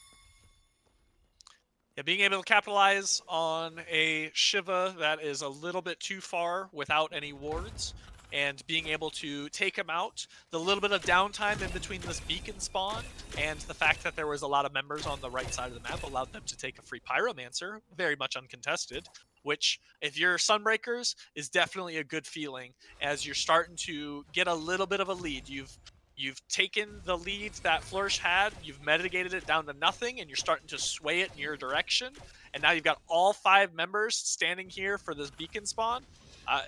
They can go ahead and collect that one and walk away without much contention from Flourish. Really starting to get a hold of themselves, and they're really starting to look really strong and much more comfortable than they did in game number 1. Maybe in game number 1, the comms were off a little bit. There were some picks that just weren't working out. They didn't know how to handle the Shiva as much as they do now, and so they really sat down and figure out what it is exactly that they needed to do in order to better handle the Flourish team and to keep this Shiva from getting too far out of control. I mean, PeeWee has looked really good this game on the Shiva, as he did last game, falling to a gank just a few moments ago, but for the most part has had a pretty decent domination in the solo lane, and Gold Fury being looked at and being uncontested once again. So a lot of these objectives just keep going uncontested from Flourish. I just don't think that their comms are on point this game, and just that everybody's slightly late on the rotations. We saw PeeWee was very late to the first beacon spawn, and he was late to that second beacon spawn. And whereas in game number 1, he was there before even the ADCs were there for both the beacon spawns. And so I just think that they're not communicating where they want to group up as effectively as they were in game number 1. And Sunbreakers are starting to get away with a lot of things that Flourish should be contesting. The one thing I'll say is Flourish hasn't let Sunbreakers get too far ahead, right? Like that first game, we saw Flourish just start taking away from it, and Sunbreakers didn't really know how to contest. And it started coming out towards late game, but we really saw Flourish run away. Sunbreakers has a lead about 2,000 gold right now, 2.5 maybe, but it's not at a point where you think it's down and out. You know what I mean? It's not that Flourish isn't out of this game where we're already talking about game 3, right? We're not talking about some long reaches that they need to do, right? We're not talking about, oh, Flourish just only needs a deicide to win this at this point, right? Not just a good team fight. No, Flourish just needs to start contesting some of these big fights. But we see one of these fights is going to happen in Solo Lane. The dancing coming out from PeeWee, ShadyByrd not letting him get away. SwagMaster diving the T1 at this point, but he's got no follow-up. Rushology's in the air. Anvil of Dawn stuns out SwagMaster up a creek without a paddle. Regurgitate comes in, but it's a little too late. SwagMaster falls down to PeeWee. DRkILlxJOY gets the kill on ShadyByrd, and now Insertania is trying to confirm any damage he can. Narwhal gets the kill on PeeWee, not letting him get out of there scot-free. Realty trying to chase into Narwhal, but Narwhal stuns him out. Now Insertania is just going to cause a bit of panic, so Narwhal can get away. That was a bad gank from Sunbreakers. A nice turnaround, at least, that their mid could pick up at 1 kill, but I think that might be what Flourish needs, honestly, is just Sunbreakers to get a bit too aggressive or a bit too eager. Yeah, that definitely was a little bit of a disconnect in the comms that I was mentioning. I mean, it looks like Flourish hasn't had the best connection when it comes to their comms this game, but definitely a break right there for Sunbreakers as PeeWee used his dash, he canceled his ultimate early, used his dash to disengage, and SwagMaster ults in with the Mystic Rush, but ShadyByrd elected to stay and just kill the minions that were right there in front of him, as opposed to helping his solo laner dive, and to me that says SwagMaster did not communicate just how badly he wanted that kill on PeeWee, and that they should both be diving. And because of that little bit of a disconnect, PeeWee lives much longer than he should have. Rushology is able to come in with an ultimate, and they're able to take out both of those members because Bird was just a little bit too late rotating through that tower to help his solo laner get that kill. And I gotta say, it surprised me just a little bit to see that Bird didn't want it as bad as SwagMaster did. It seemed like they were both in for the whole thing. And like you said, it was that disconnect that let it late, because Bird came in and regurgitated, but by then it was too late. The Anvil of Dawn happened. SwagMaster was just in such a bad position. Like he is right now, getting pulled away. No tower to save him, but Mystic Rush over the and swaps out for ShadyByrd, who's trying to Butcher Blade his way through PeeWee. Big ultimate coming out from Lucian to save PeeWee, but not enough. ShadyByrd confirming the damage, confirming the kill. Realty's coming in on tail of Narwhal, SwagMaster, and Shady are just looking to disengage with about a quarter of health to speak of. But Sunbreakers really learned from their last engagement. We saw both of those teammates disengage, swap out for each other, you know, a little sleight of hand. But Narwhal might have stayed a little bit too long. MTV Cribs! We heard you like a witchfire, so here's a witchfire on your witchfire. Kills NarwhalBear. Insertania just a little bit too late. And Narwhal just stayed a little bit too long.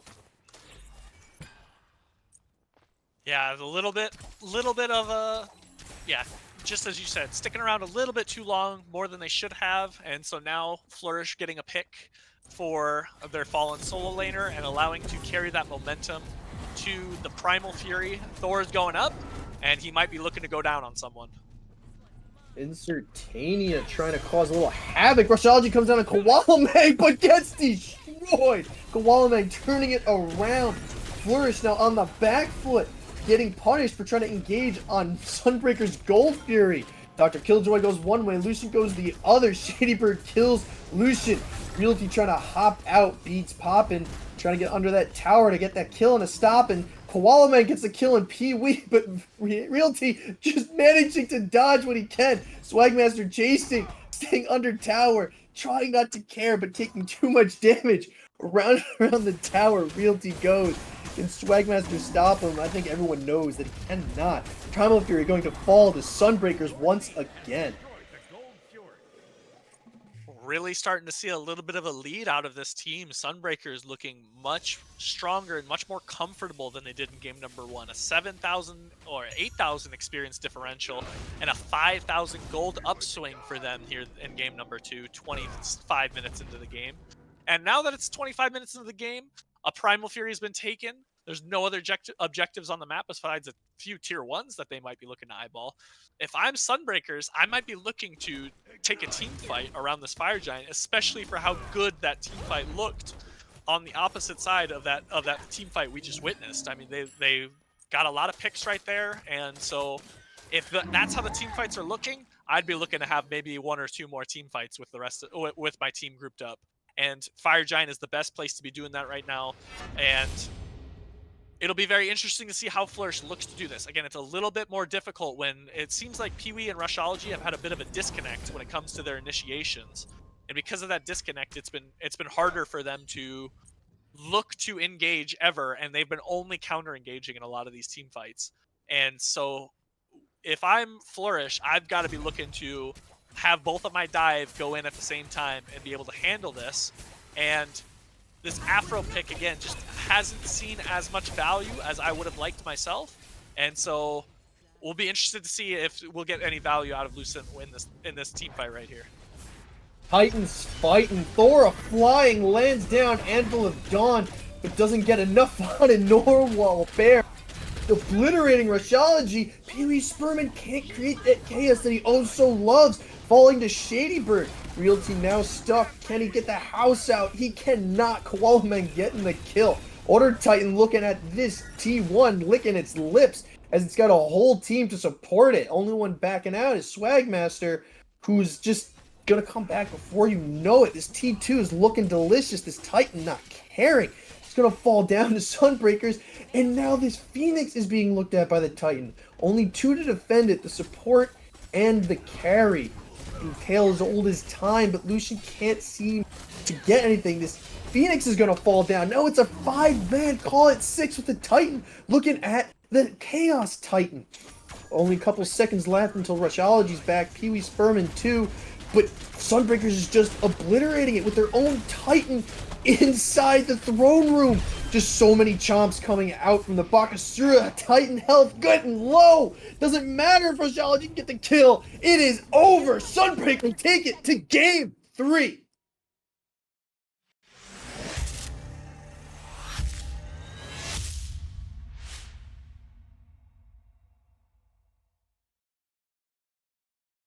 My favorite thing about all these game 3s is that we get all these cool, like, the animations. I think they're just always so cool. I'm sorry. I love them. I love them. I love them. Love them. I'm so biased. Sunbreakers brought it back. They brought it back. Any disconnect in that first game, gone. It's all gone. It's all over with. They managed to pull it back together, and I think that is amazing. I cannot wait to see what this game 3 is. This whole season's really looking to be a very competitive one, and you cannot tell who's going to win over who. Yeah, no, absolutely not. I mean, the Flourish again looked very strong in game number 1.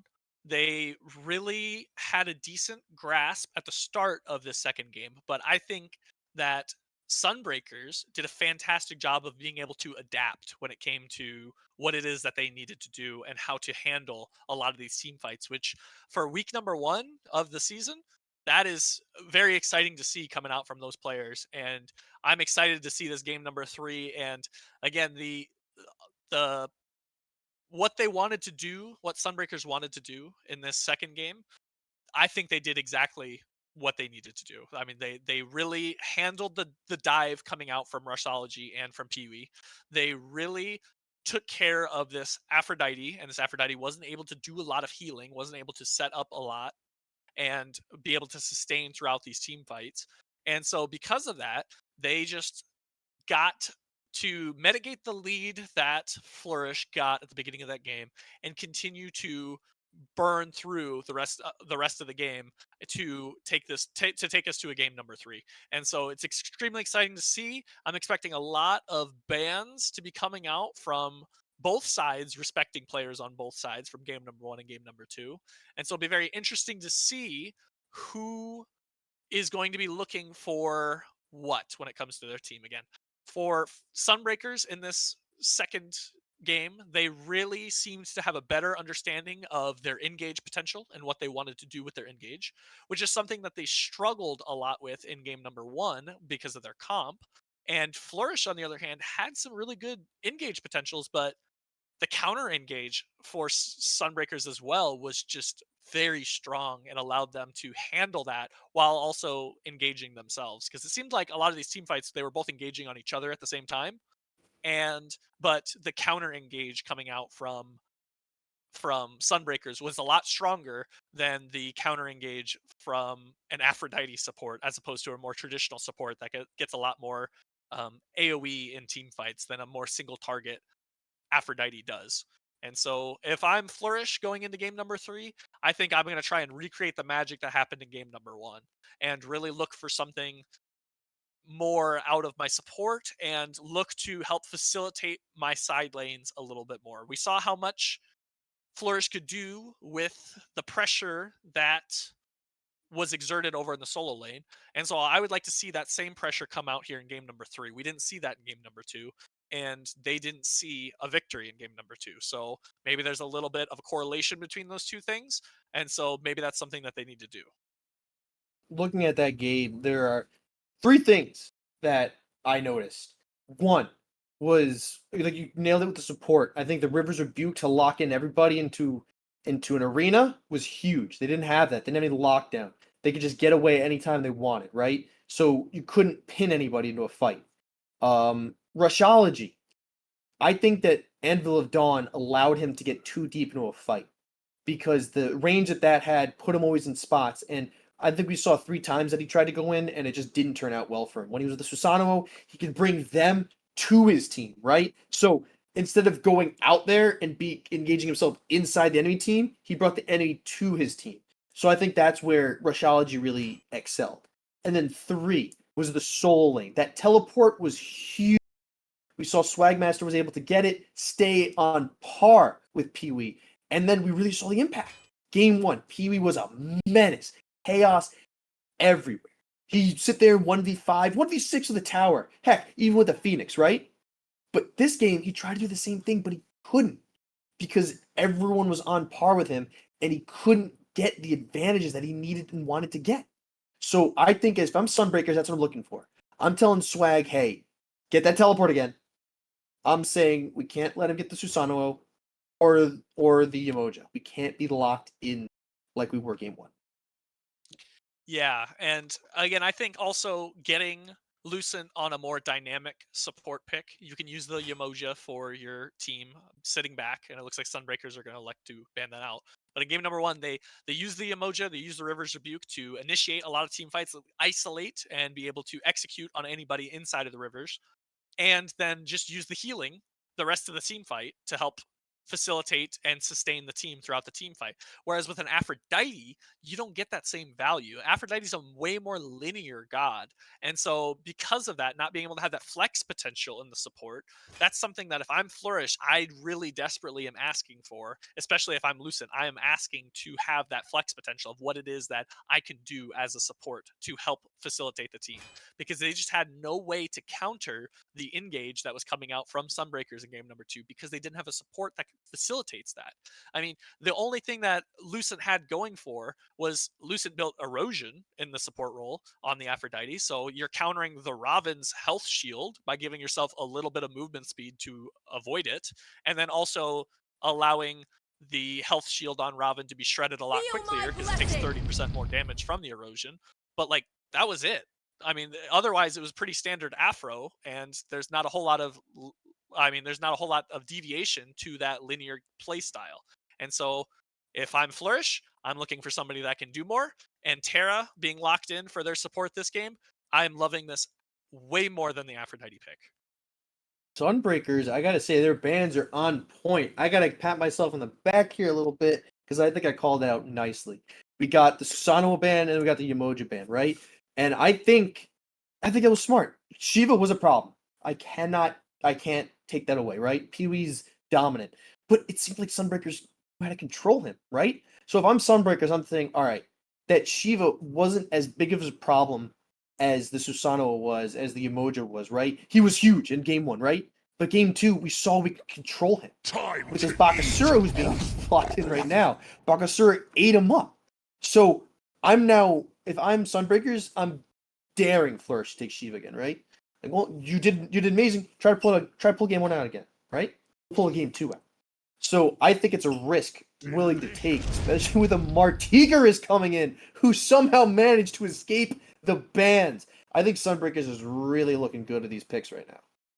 Yeah, and another god that managed to sneak its way through the first banning phase here is a Yorm. I mean, this is the first time that we've gotten to see a Yorm potentially be locked in from either of these teams. And so it's going to be interested to see if Flourish maybe looks to lock that in for themselves here for their pick. And Marty making its way through the pick phase is a scary sight to be seen. He just has so much damage. He has so much shred. And with a Bakasura also dealing true damage, and I mean, even if he doesn't have the Butcher Blades up to deal the true damage, you're gonna have a Marty be able to use Death from Above to shred the physical protections and allow you to shred through It is time quickly, for some alongside the fireworks. fact that you have a Baka that's doing true damage. So a lot of shred and a lot of damage that already is coming out for Sunbreakers, and so we've got to see the same thing coming out from Flourish, and it looks like they're going to be taking that Baba, and Baba has gone the set so far, losing both games. And so I'd be very interested to see if the Baba can maybe win one in this set. Rama getting picked out for Flourish is a bit of a surprise because Hachiman's still up. And I felt Killjoy really did huge impacts with Hachiman. So I'm surprised to see the Rama coming out instead. But now we look at a Freya picked up for Sunbreakers. So what do you think's gonna happen? I think it's pretty obvious, right? The story kind of tells itself. Martin mid Freya ADC, right? Yeah, And I think Freya suffers from the same thing that Kali and Bakasura do, right? If you can put her down early, she's manageable. If you can't, you might as well just F6, right? F7. yeah, and I mean, Dr. Killjoy was under tower a lot in that first game, and I think it comes down to in that game number 2, excuse me. And so because of that, he maybe wasn't feeling as comfortable as he was in game number 1 on the Hatchy pick. They again, from the amount of adaptation that came out from Sunbreakers, it really seemed like they also got a control in the laning phase as well, especially over there in the dual lane. And so because of that, Koala had a really great Ishtar game and was able to put a lot of pressure on the Hatchiman, who has to put a few points into his into his 2 before he has good effective camp clear. And even then, if that pressure keeps up, it starts to snowball where he's sitting under tower a lot during that game. And so Rom being locked in, I think allows for Dr. Killjoy to play a lot better in the laning phase and be able to have that clear that he was struggling with a lot in that second game. And the Freya lock-in, a lot of teams have been looking towards this Freya, or at least banning it out here and there, or it's kind of been going under the radar a little bit, magical ADCs. And I'm not too surprised to see it locked in, and in fact, I'm very excited to see it locked in. I think for what Sunbreakers were able to do in game number 2, and for how good Koala looked in game number 2, I think giving a slightly less safe god to Koala, they can really start to get a good handle on the game, especially if they can get off to a little bit of a lead. Sunbreakers is opting to ban out the Kuzenbo and the Sun Wukong. They're really daring Flourish to pick the Shiva again. Do you think that's smart? Or do you think oh, here comes the Yorm like you were saying. And now that really bait, I feel like that's a real big Shiva bait, right? Because Yorm can't be knocked up or pulled like Shiva wants to, but it procs his passive, which makes him take more damage. So what do you think? Do you think this is a perfect opportunity for Shiva? Do you think Flourish should take it and try to run a game 1? Or do you think this is bait from Sunbreakers and you don't take it because there's a hook somewhere around there? I haven't seen the Yorm Shiva pick. I don't pick Shiva a lot myself, and I'm not a Yorm player in the solo lane, so I don't see that matchup very often. So I'm not entirely sure who would win that, but I feel like Shiva would still have The a moon will manageable time purify in that this lane. land. But Tsukiyomi potentially would actually have a decent time in that matchup, because you can just kind of do the same thing that Yorm does. Yorm just throws those pools on the ground and just basically does a little bit of damage to the minion wave and then walks away basically. And I mean, Tsukiyomi can do practically the same thing being able to drop his call traps on the floor and be able to really just walk away from it and dealing true damage on his autos. He's got good cooldowns. I mean, the disarm doesn't matter too much into the Orm matchup, but the disarm can be very effective into a Freya, Marty, and Bakasura on the opposite side. So that disarm can be a lot of value for Flourish. And a Geb lock-in coming in from last pick on Sunbreakers, having, again, a little bit of a flex when it comes to their support role. In game number 2, Insert looked very strong, being able to initiate with his team and help set up and facilitate a little bit. And a Geb is a great way of being able to do that, especially when, there's a Daji that's going to be using her Paolau to grab a hold of people. If you just Geb shield them, that'll cleanse them from her chain. So that's a very good counter matchup a little bit when it comes to helping out your team and not have them necessarily need to expel their beads to get out of the Paolau. So some really good adaptations from both of these teams. I'm going to be kind of excited to see where they go a little bit, but I mean, it's game number 3 of a set. Who do you got money on someone, or do you think this is just all up in the air at this point? I think it all depends on the team capabilities, because Flourish, that game 1, the communication was on point. It was like telepathy, right? We saw that KoalaMang was up in the air, ready to snipe it out, but PeeWee was like, stop. And they all dropped it, made him drop down. PeeWee got the kill, and then they re-engaged on it, right? And there was so much trust between PeeWee and Lucien. And I think if game 1 Flourish comes out, Sunbreakers has a lot to deal with. But Shady on this Bakasura, I think he has the potential to do a lot. I just think right now it matters how well these teams can really come together. And we're going to see that in game 3. I hope you're all excited as I am. Let's get into it.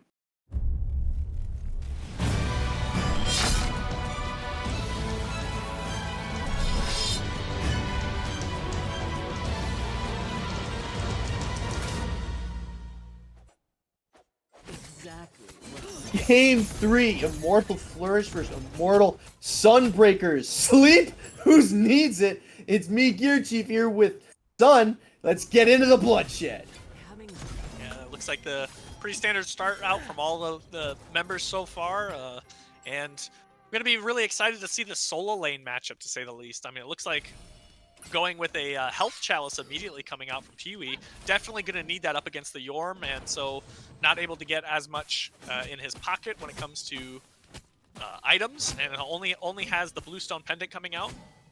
Has the pressure over SwagMaster, but I think if SwagMaster starts to do Yorm things, can really start to bully out this Tsukiyomi in the lane. Tsukiyomi is an assassin, is relatively squishier assassin, but assassins tend to have a decent matchup into Yorm in the solo lane. So I wouldn't be too surprised if it falls to be a fairly even laning phase. And as we saw in game number 2, Bird on the Bakasura, I think that Bird is going to be looking relatively strong. He's definitely warmed up on that pick already and probably feeling himself a little bit. Had some great ultimates. And PeeWee's experiencing a little bit of the Yorm damage here. But I want to see Swag get aggressive. We've seen a whole bunch of times in game 1 and 2. He's backed off when we think he should really go forward. I think this is one of those times. He's got the damage. He's got the autos. And the knock-up and all these level 3. He's got his whole kit. I want to see a first blood from Swag. I think he's got the capabilities, and I think he's too scared to really push forward. He has the ability to, but I think he really should look to get this first blood. Going in for the knock-up, comes all up, doesn't manage to get it around. Bellowing voice, trying to see if he can get it. SwagMaster's going to decide to back away from this fight. And one pick that we haven't really talked about here yet in game number 3 is this Marty lock-in for Narwhal. Marty, again, deserves a ban every single game, and so the fact that it snuck through and Sunbreakers elected to pick it up in their first pick slots is not too surprising. This god is incredibly strong. Again, he can put so much pressure and so much damage out very early on, and also has a phenomenal late game because he's also a hunter. So has a phenomenal early game, has a phenomenal late game. What more could you ever want from a hunter? Yeah, and especially with his ultimate that does everything it does, the safety it gives, and the cooldowns that it has. And it's fun. You don't realize how short those cooldowns are until you're trying to jump Marty. I remember last season, we're like, all right, he uses ultimate, go in for it. We go in and he has it up again. I thought you said it was down. Well, it was down. How long ago? 40 seconds. Are you kidding me? But we look at ShadyByrd here, actually now oppressing the solo lane, getting that blue buff and stealing it away from PeeWee. And that's exactly what I want to see out of this Marty. Rushology jumps in, gets lifted up and banished, whooped up into the sky. Insert trying to keep his ADC alive.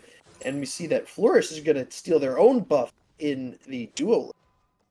I like that play. You got knowledge that there's a Bakasura in right, and a Bakasura is going to have his way with the jungle as he's on the speed buff right now of Flourish on the right-hand side. And because you got that knowledge, because PeeWee was able to call out that the Baka's over here, hey, he stole my blue buff, that Rushology put a lot of pressure over there to at least get a little bit in return on the left-hand side of the map. But then their whole jungle just became uncontested by this Baka, and he just got to take 3 more camps. He got those back harpies, he got the speed buff, and he got the red buff. And now he can go do his own farm, and all of that, in addition to the blue buff, only for a purple buff, and also for some back minions on the left-hand side right there. And I'd say that is a pretty worthwhile trade. If I'm Koala, I am definitely satisfied with that bit of a trade. Yeah, my beads got taken, and I unfortunately don't have a purple buff, but because of the amount of farm that this Baka just got uncontested for free, can really start to put a lot of damage on the map, and can really start to look at these team fights effectively very early on. In this dual lane, Lucian's looking low, but Killjoy's managed to body block as much as he can. Koala going up in the sky, falling damage, but so does Killjoy. A lot of damage found, but no kills confirmed. Both teams gonna separate. Flourish looking a bit worse for wear, but Rushology level 5 right now, ultimate in hands, looking to re-engage. Koala doesn't have much the wiser, neither does Insert, but they're looking at half health, and Rushology is sitting on a ward. Unfortunate. That is a big oof moment. SwagMaster trying to get away from the Tsukuyomi Moonlight Beam and squeaks away with less than 100 health.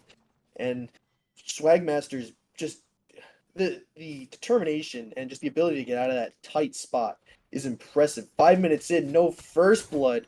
But Rushology is looking to contest ShadyByrd screen camp and gets it. Bakasura doesn't get the chance to eat his meal this time. Yeah, respecting Rushology a little bit too much with Eat Minion Up. I mean, you get the secured 100% of the time if you're just playing like you're a Bakasura saying, hey, this is my camp, this is my food, I'm going to eat this. And respecting Rushology a little bit too much. And a bit of a disconnect for Flourish's dual lane over there, as we saw Rom go into the sky with the Astral Barrage, and Lucid dashes in to root both members of Sunbreakers, but DRkILLxJOY didn't wait for the root to come out in order to hit that third shot of Astral Barrage, and because of that, the kills get dropped, and Koala and Insert both just get to walk away for free. Another invade coming out for the Bakasura, and Rushology is even right now, but is definitely feeling the pressure that ShadyByrd is being able to put on. A lot of damage coming out. Eat Minion confirms the buff. ShadyByrd hopping out, but pursuit by Lucian Colors. Beads comes out for the safety. Here comes Regurgitate. Chomp, chomp, chomping on top of Lucian. Death from above alongside a Cataclysm. Secures the first and second blood for Sunbreakers. A bit of a disconnect on Flourish. PeeWee looking to see if he can get any return on SwagMaster, but I don't think he's going to be able to get the chance. SwagMaster backing up with a teleport up in about 2 seconds. Again, you're a Bakasura. Again, what I was saying on that green buff over there, you're a Bakasura. He did exactly what he needed to do on that red buff as what he should have done on that green buff over there. And it comes out huge for him, getting a double kill to start off this game and surviving, getting to farm up a little bit more. Rushology is now 2 levels down in the jungle, and Bakasura is going to be finishing a second item relatively soon, whereas it looks like there's a Transcendence coming out for Rushology, and that's going to take even longer for this Daji to get online, and these wards coming out on the dual lane is not allowing Rushology to do anything when it comes to ganking this Freya and putting her down. Doing a fantastic job warding up for this Freya to not allow her to fall behind and allow her to continue to be even. Well, a little bit down right now, actually. 2 levels down coming out from the ADCs in the long lane. As World Serpent's coming out, but PeeWee's living from this unless he's stepping up. Gets about 1 confirmed hit. Not looking good. And we see SwagMaster's trying his best to assert any pressure that he can, not letting PeeWee run away like he did game 1. And if I can just make my own prediction, I don't think that's going to be much of a transcendence. I'm going to guess that's going to be a Hydra's Lament. But on top of that, we get so many abilities. Insert getting the kill on Lucian, despite all the regurgitate and biting coming out of Shady. We seeing who is a lot more confident on top of this Bakasura. Yeah, I could see that being a Hydra's. I mean, Rushology elected to do it on the Thor game, get a Hydra second item, if I remember correctly, and so I wouldn't be surprised if electing to do it again, especially with Daji. I mean, her 1 is very effective at being able to proc Hydras because you have to proc the ability, which gets Hydra's passive, and then you have to auto-attack to get the damage off with that ability. So Hydra's does wonders, and there you can see your prediction is correct. But I've been seeing a lot of Dajis recently look towards that Transcendence and then Hydra's, so I was kind of expecting a little bit around the same. But your prediction is correct. Hydra's getting locked in for the Daji, and a little bit of poke coming out, and there's a SwagMaster that is incredibly weak under his tier 1 tower right there, having to use that recall and reset a little bit. Has TP up, so nothing to worry about too much, and it looks like PeeWee is going to continue to bully with these ultimates coming out in the solo lane. A 1 level lead up right now. I'm expecting that to not really extend too much unless we get a little bit of a gank over here from Rushology as well. So we'll be interested to see. And Narwhal is continuing to get these mid-harpies, but maybe this time they're not uncontested. Coming out. Narwhal is getting just absolutely damaged on, but here comes Death from above on top of a Cataclysm. Rushology trying to get above it all with the Powell, but looking low. They're trying to escape. Insert's looking to chase or support. Decides on supporting his teammates, and everyone gets out of there. A little less worse for wear. SwagMaster's taking a lot of damage from PeeWee, not able to really respond too much, but 11-11 is a lot better than game 1. SwagMaster showing that no matter what happens, they're not going to go down without a fight. And we can see that in that teleport that's upgraded to T3. SwagMaster does not want to get caught out like game 1. Yeah, this lane is always a very interesting matchup between these two, because again, you wouldn't expect Tsukiyomi to have a good matchup into Yorm, but he has a decent matchup into Yorm, and especially because of that ultimate, just being able to mark him, and you can't get that World Serpent off in time, and so you're going to be taking that full damage while you're in World Serpent, and you're going to be taking a full ultimate to your face, and so that's probably what we've been seeing a lot of, but SwagMaster doing a good job of not falling to all of the pressure that has been had over there in the solo lane.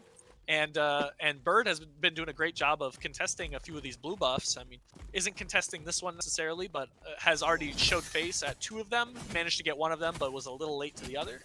And the pressure coming out from this lane is definitely not as strong as it was in game number 1. PeeWee not having the dominant lead that he had in game number 1. And so about 30 seconds here, the first beacon's going to be spawning, and we've already got 3 members kind of posturing over here in the mid lane. And I don't think they realize that there's also a Bakasura in that bush. You can't even... One thing I gotta say is I can't even see what's happening in there. So to be there in third person direct is just such a scary thought. You never really expect what's going to happen. Look at him, the beady eyes. He is so hungry for more. LUCENTCOLORS walking in, try to contest. Realty trying to support him through the back, but we got Swag here. 4 strong into 2. Imagine hiding that World Serpent in just a small bush. And we're going to see that Flourish does not contest this. Sunbreakers getting the Stygian Beacon, while Rushology is trying to counter invade. Getting caught out by 2 ultimates, Death from Above and World Serpent. Comes out kind of with his own power.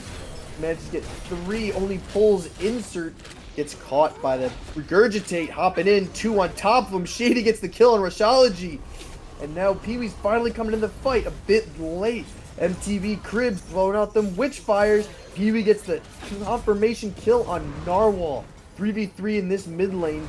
Everyone's just throwing damage. PeeWee is full health despite coming in late, really making an impact. Both teams are going to look to disengage. 13 minutes, Sunbreakers up 4-1. Yeah, the beacon once again taken by Sunbreakers this game, and well, I mean the first one being taken by Sunbreakers this game, and a little bit of a counter invade coming out from Rushology, and unfortunately paying the price for it. A lot of ultimates expelled for Rushology, but rightfully so. You get a kill on the board, and this is exactly what we've been missing here in the solo lane. Is just just how much damage Tsukiyomi can do to a Yarm very early on in the game. Even with the Glad Shield being locked in for SwagMaster, this is just Tsukiyomi's damage, and this is just something you got to deal with if you're anybody over in the solo lane against this god. And a little bit of an even game between these two teams, a bit of some XP differentials between some members, but for the most part is relatively even across the board. As there's a solo kill. Getting a solo kill on the DRkILlxJOY and getting out with the ultimate. Sunbreakers is really just running away with this game. So this is a very different narrative than we saw game one. So coming into this, what do you want to see? What do you want to see different? How do you want to see Flourish kind of take this game? Well, when it comes to what they need to do, I think that Flourish needs to help facilitate and also put down this Freya. She has gotten away with not having a whole lot of wards in the lane, but hold that thought, it seems like there's a big fight on this Gold Fury. Death from above coming up, showing that Marty's never truly vulnerable. Gold Fury low. Rushology in the sky. Gold Fury being leashed. Gets two. Narwhal and Insert both falling down. Now this Gold Fury is looking like it's going to go away of Flourish. And my questions need to be self-answered as Flourish starts taking smarter fights and picking off Sunbreakers as they get overconfident. And I think that's the name of this game, is just letting Sunbreakers think they have the advantage when they don't, and just taking every opportunity they can. Hop coming out from ShadyByrd. Ultimate coming out. 4 beams of light. 3 hitting. Here comes the reinforcements. Cavalry's here in the form of a plushy snake. Getting PeeWee off, but PeeWee doing what he's known for, causing enough chaos to allow his team to get what they need. DRkILlxJOY coming back with a roll, trying to get the confirmation kill on KoalaMang. Hitting the snipes. 1-2 wide on the third. Blood in the water. DRkILlxJOY is not content letting this go, but he gets whooped right up into the sky and sat down. Yeah, nice banish coming out from Koala in order to escape that. And you know, sometimes if you're feeling yourself on the snipes, I fully respect just shooting all 3 as quickly as possible, especially because sometimes players aren't expecting that. And in that case, unfortunately not taking the time on that last third shot, the most difficult shot in Astral Barrage, was not able to warrant a kill. But that's what I want to see from DRkILlxJOY. I mean, it's a Freya. You're really scared of it, but right then and there, you saw the opportunity. The Freya had next to no mana, was a little bit over half HP, and you still had full kit up, and so you can elect to take that fight, even if the Freya was auto-attacking him when he dashed in and dealing some good damage. It's just, you can still put a lot of damage on her. And again, if I'm going back to that fight, actually, around the Gold Fury with Flourish, they did a really good job of using Rushology's ultimate on the targets that just expelled their beads in the previous fight. So if they can continue to take these beads off the table for a lot of these teams, then on a lot of these members, then they can get a lot more value from that ultimate. PeeWee getting caught out, trying to find any solace in his ultimate. Iframes down, and then immediately PeeWee falls. A gank of 2 people committing there. PeeWee getting a bit too aggressive, getting a bit confident in that level lead, which is going to slowly deteriorate as SwagMaster now gets this lane and this tower for pretty much free. And we see that PeeWee is confident, he causes chaos, but he gets a bit too overconfident. But Cataclysm coming out onto Rushology. Powwow coming out on top of KoalaMang, who goes up into the sky, finding any solace they can in the safety of the heights. Insert getting pulled out by Reality, dropped the potion and exploded. KoalaMang trying to find some protection in that tower, calling on to his soul laner for some help. While Narwhal is trying to steal this mid lane power. No teleport coming to save it now.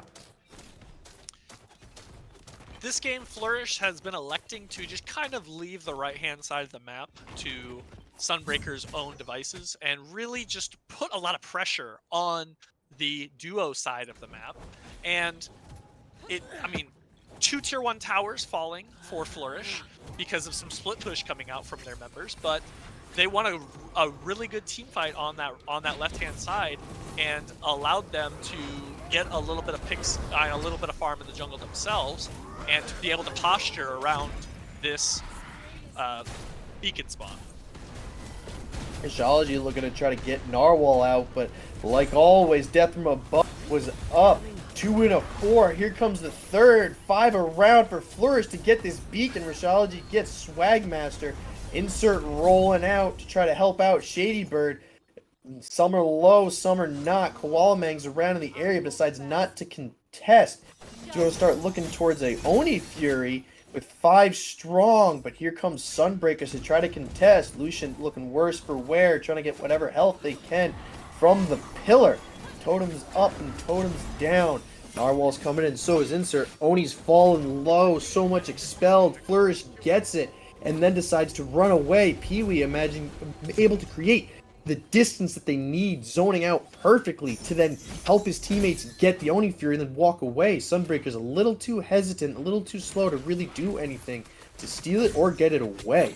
And I think that's going to start swinging this back into Flourish's favor, is Sunbreaker's inability to really push when they need to. I think one of the things we've seen about Sunbreakers, sometimes they're a little bit too hesitant.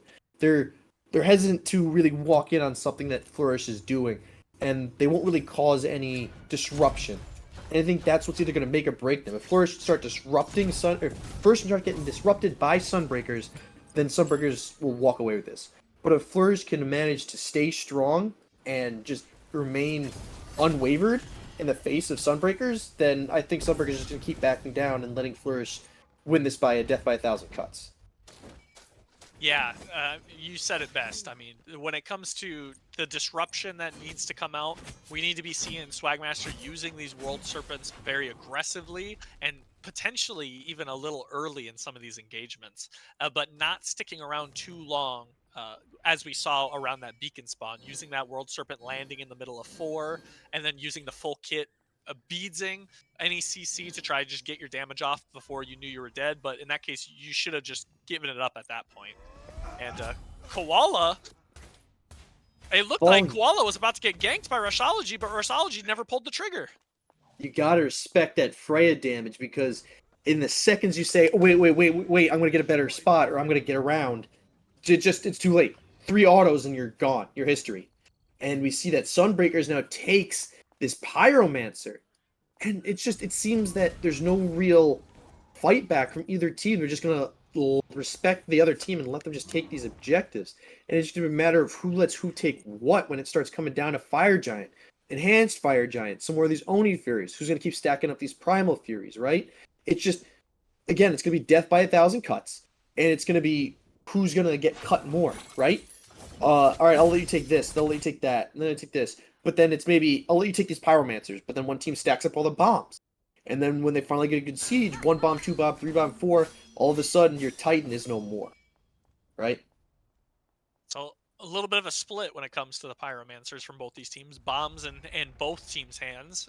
But when it comes to Flourish, it seems like a lot of their team fights that they've gotten have been with PeeWee. If PeeWee's in the team fights, they're doing a fairly decent job in a lot of these engagements. But it seems like anything that's going along the side of the right-hand side of the map is potentially, on the left-hand side of the map, excuse me, is still somewhat a little bit going the way of Sunbreakers. Koala is doing a great job of getting a lot of these kills. 2-0-0 for the Freya, which is, again, not something you necessarily want to see. Bomb coming out from Lucent looking to take out that tier 1 tower, but unfortunately it was just not enough to take that out. I respect the usage, just trying to get a little bit of gold in your team's pocket, and there's no one around, so do they really know that I'm using the bomb? Yes, they do. But there was a vendetta there, yeah. Regardless, though, Lucent looking to try and make a play for his team a little bit when there's no one in tow around for Sunbreakers. Almost got it. I respect it, but I don't respect this damage coming out from Koala. Oh, big damage coming out, forcing out the Astral Barrage. DRkILlxJOY trying to run away, but here comes SwagMaster to clean up the kill. Trying to hop in with a little sneaky snack. Coming up, knocks up Bello, killing DRkILlxJOY, who thought they were going to get away. Ult down. Now it's 5v4. Looking at this mid lane. Swag's coming in. Death from above all over PeeWee. Lucian's looking to engage, but nothing's really happening. Both teams are trying to disengage from us and have better things to do. Both teams shifting over to this Gold Fury. And now we're going to see if Flourish is going to let them get away with this, or if they're going to actually contest. 5 and a 4, no ADC on the side of Flourish. And I want to see big engages, inabilities, disruptions, the name of the game here. Lucian trying to go in to create space for his team to do whatever he can. PeeWee's getting all them disarms out, knocked up, beams of light, trying to get that immunity, gets stuck in the middle, barely able to pull KoalaMang up, trying to get what they can. Narwhal falls to Rushology, ShadyByrd falls to Realty. This is not looking good. SwagMaster gets the kill, but KoalaMang falls down to a very healthy Baba Yaga.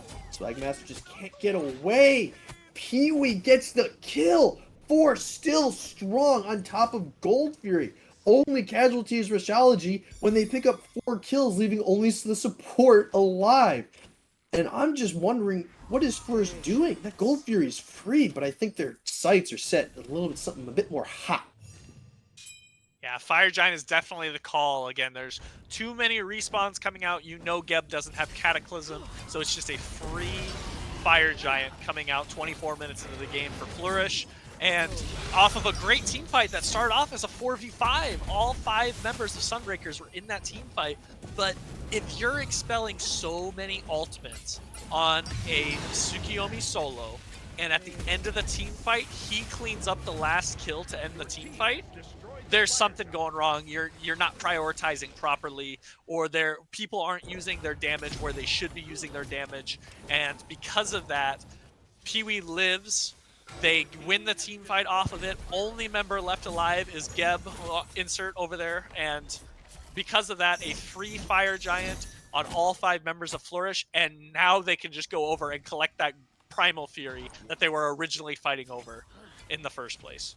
Primal Fury coming out. Same side that these Titans are starting to look at. SwagMaster trying to show some face, but the rest of his team isn't there. Primal Fury falling down. Can Sunbreakers just show up and do what they want to? Again, death by 1,000 cuts. Add another one against Sunbreakers. The Fire Giant, Pyromancer, now the Gold Fury. They managed to get the Stygian Beacon, but with so much going for Flourish, now that the Titans are unleashed, I don't think that buff's really going to do too much for Sunbreakers at this point. Flourish has Fire Giant. They have Primal Fury. They have this, they have that, and it's too much. It's over. I think it's going to be very hard for Sunbreakers to contest this, even though they probably have more beacons than Flourish does. Yeah, it looks like Sunbreakers are really putting all their eggs into one basket right now, as all 5 members are posturing around this Titan walking down the lane, and PeeWee's stepping up to 4 and the Titan, looking to get a little bit of poke off onto them. And all 5 members of Sunbreakers are scared right now, as their Titan is starting to get poked out a little bit. And finally now they're engaging onto PeeWee, and it looks like they want this fight. PeeWee causing the chaos that he's been known for causing his whole set. He's got all of Sunbreakers hesitant and scared.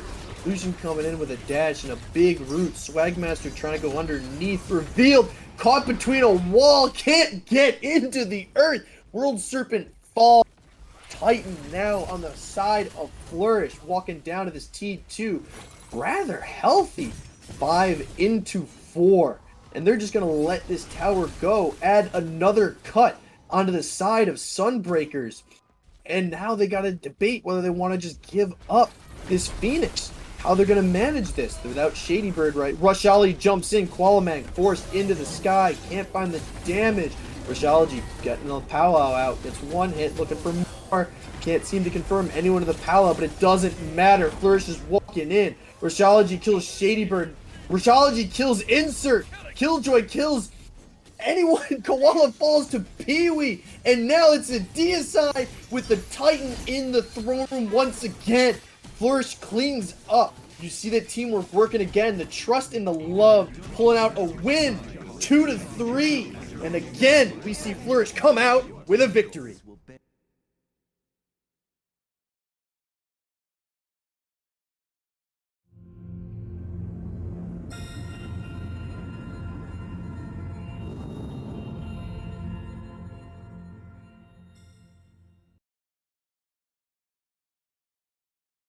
I love those animations. I will say it every time. Great job for Flourish. We saw that Sunbreakers started really taking that away like did the last game, and Flourish just did not buckle, did not break. And then we saw PeeWee just cause the havoc that PeeWee was known for causing. That last thing where the Titans were fighting each other. A little short Tsukiyomi, walking right up to a Yorm and his whole team, just causing havoc, letting his whole team just burn down the enemy's Titan for essentially free. And I just think that was huge. They did what they shouldn't allowed PeeWee to do, and that was cause chaos. They needed to stop him and then either ignore him or kill him. And they couldn't do either of that, and he just gave space for his team to just walk through. If I'm Flourish and PeeWee puts on a clinic in game number 1 and game number 2, look at the damage charts of the Tsukiyomi. 33,000 damage, and the next highest on his team is a Baba Yaga who was 4-0-9 with less than 20k. He has The been amount top of damage every game. and how much that PeeWee can bring to this team is monumental when it comes to winning this set and potentially other sets down the line. A fantastic game once again coming out from the solo laner on Flourish, looking great to help carry the team a little bit to a 2-1 victory over Sunbreakers. But Sunbreakers, they looked very strong in and of themselves. Again, the Freya looked phenomenal in this game from Koala. Very, very strong. Again, 20k player damage on that pick right there, but just unfortunately was just not able to get a whole lot off of that, and wasn't able to get a win out from there. But if I'm Sunbreakers, and again, this is week 1, I'm very happy with this performance, regardless of the fact that we lost 1-2.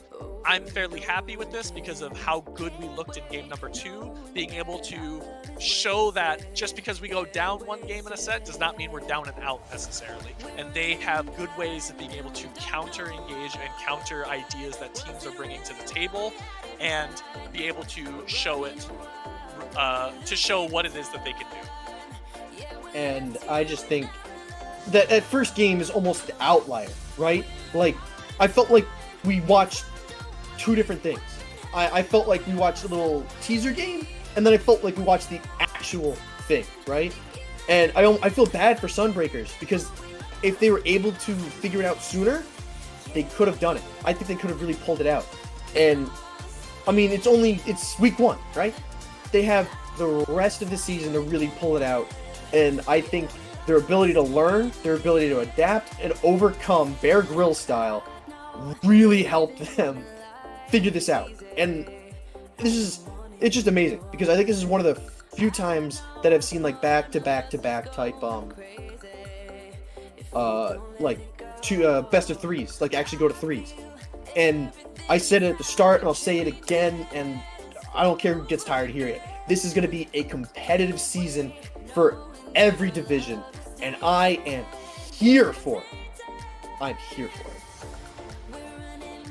Yeah, absolutely. If I'm Flourish and I picked a little bit of a silly Aphrodite support when it came to game number 2, and it didn't work out, and then they went back to what worked well in game number 1, and really be able to utilize that again for game number 3, and really showcase just how strong they can be when they really want to do what works best for them.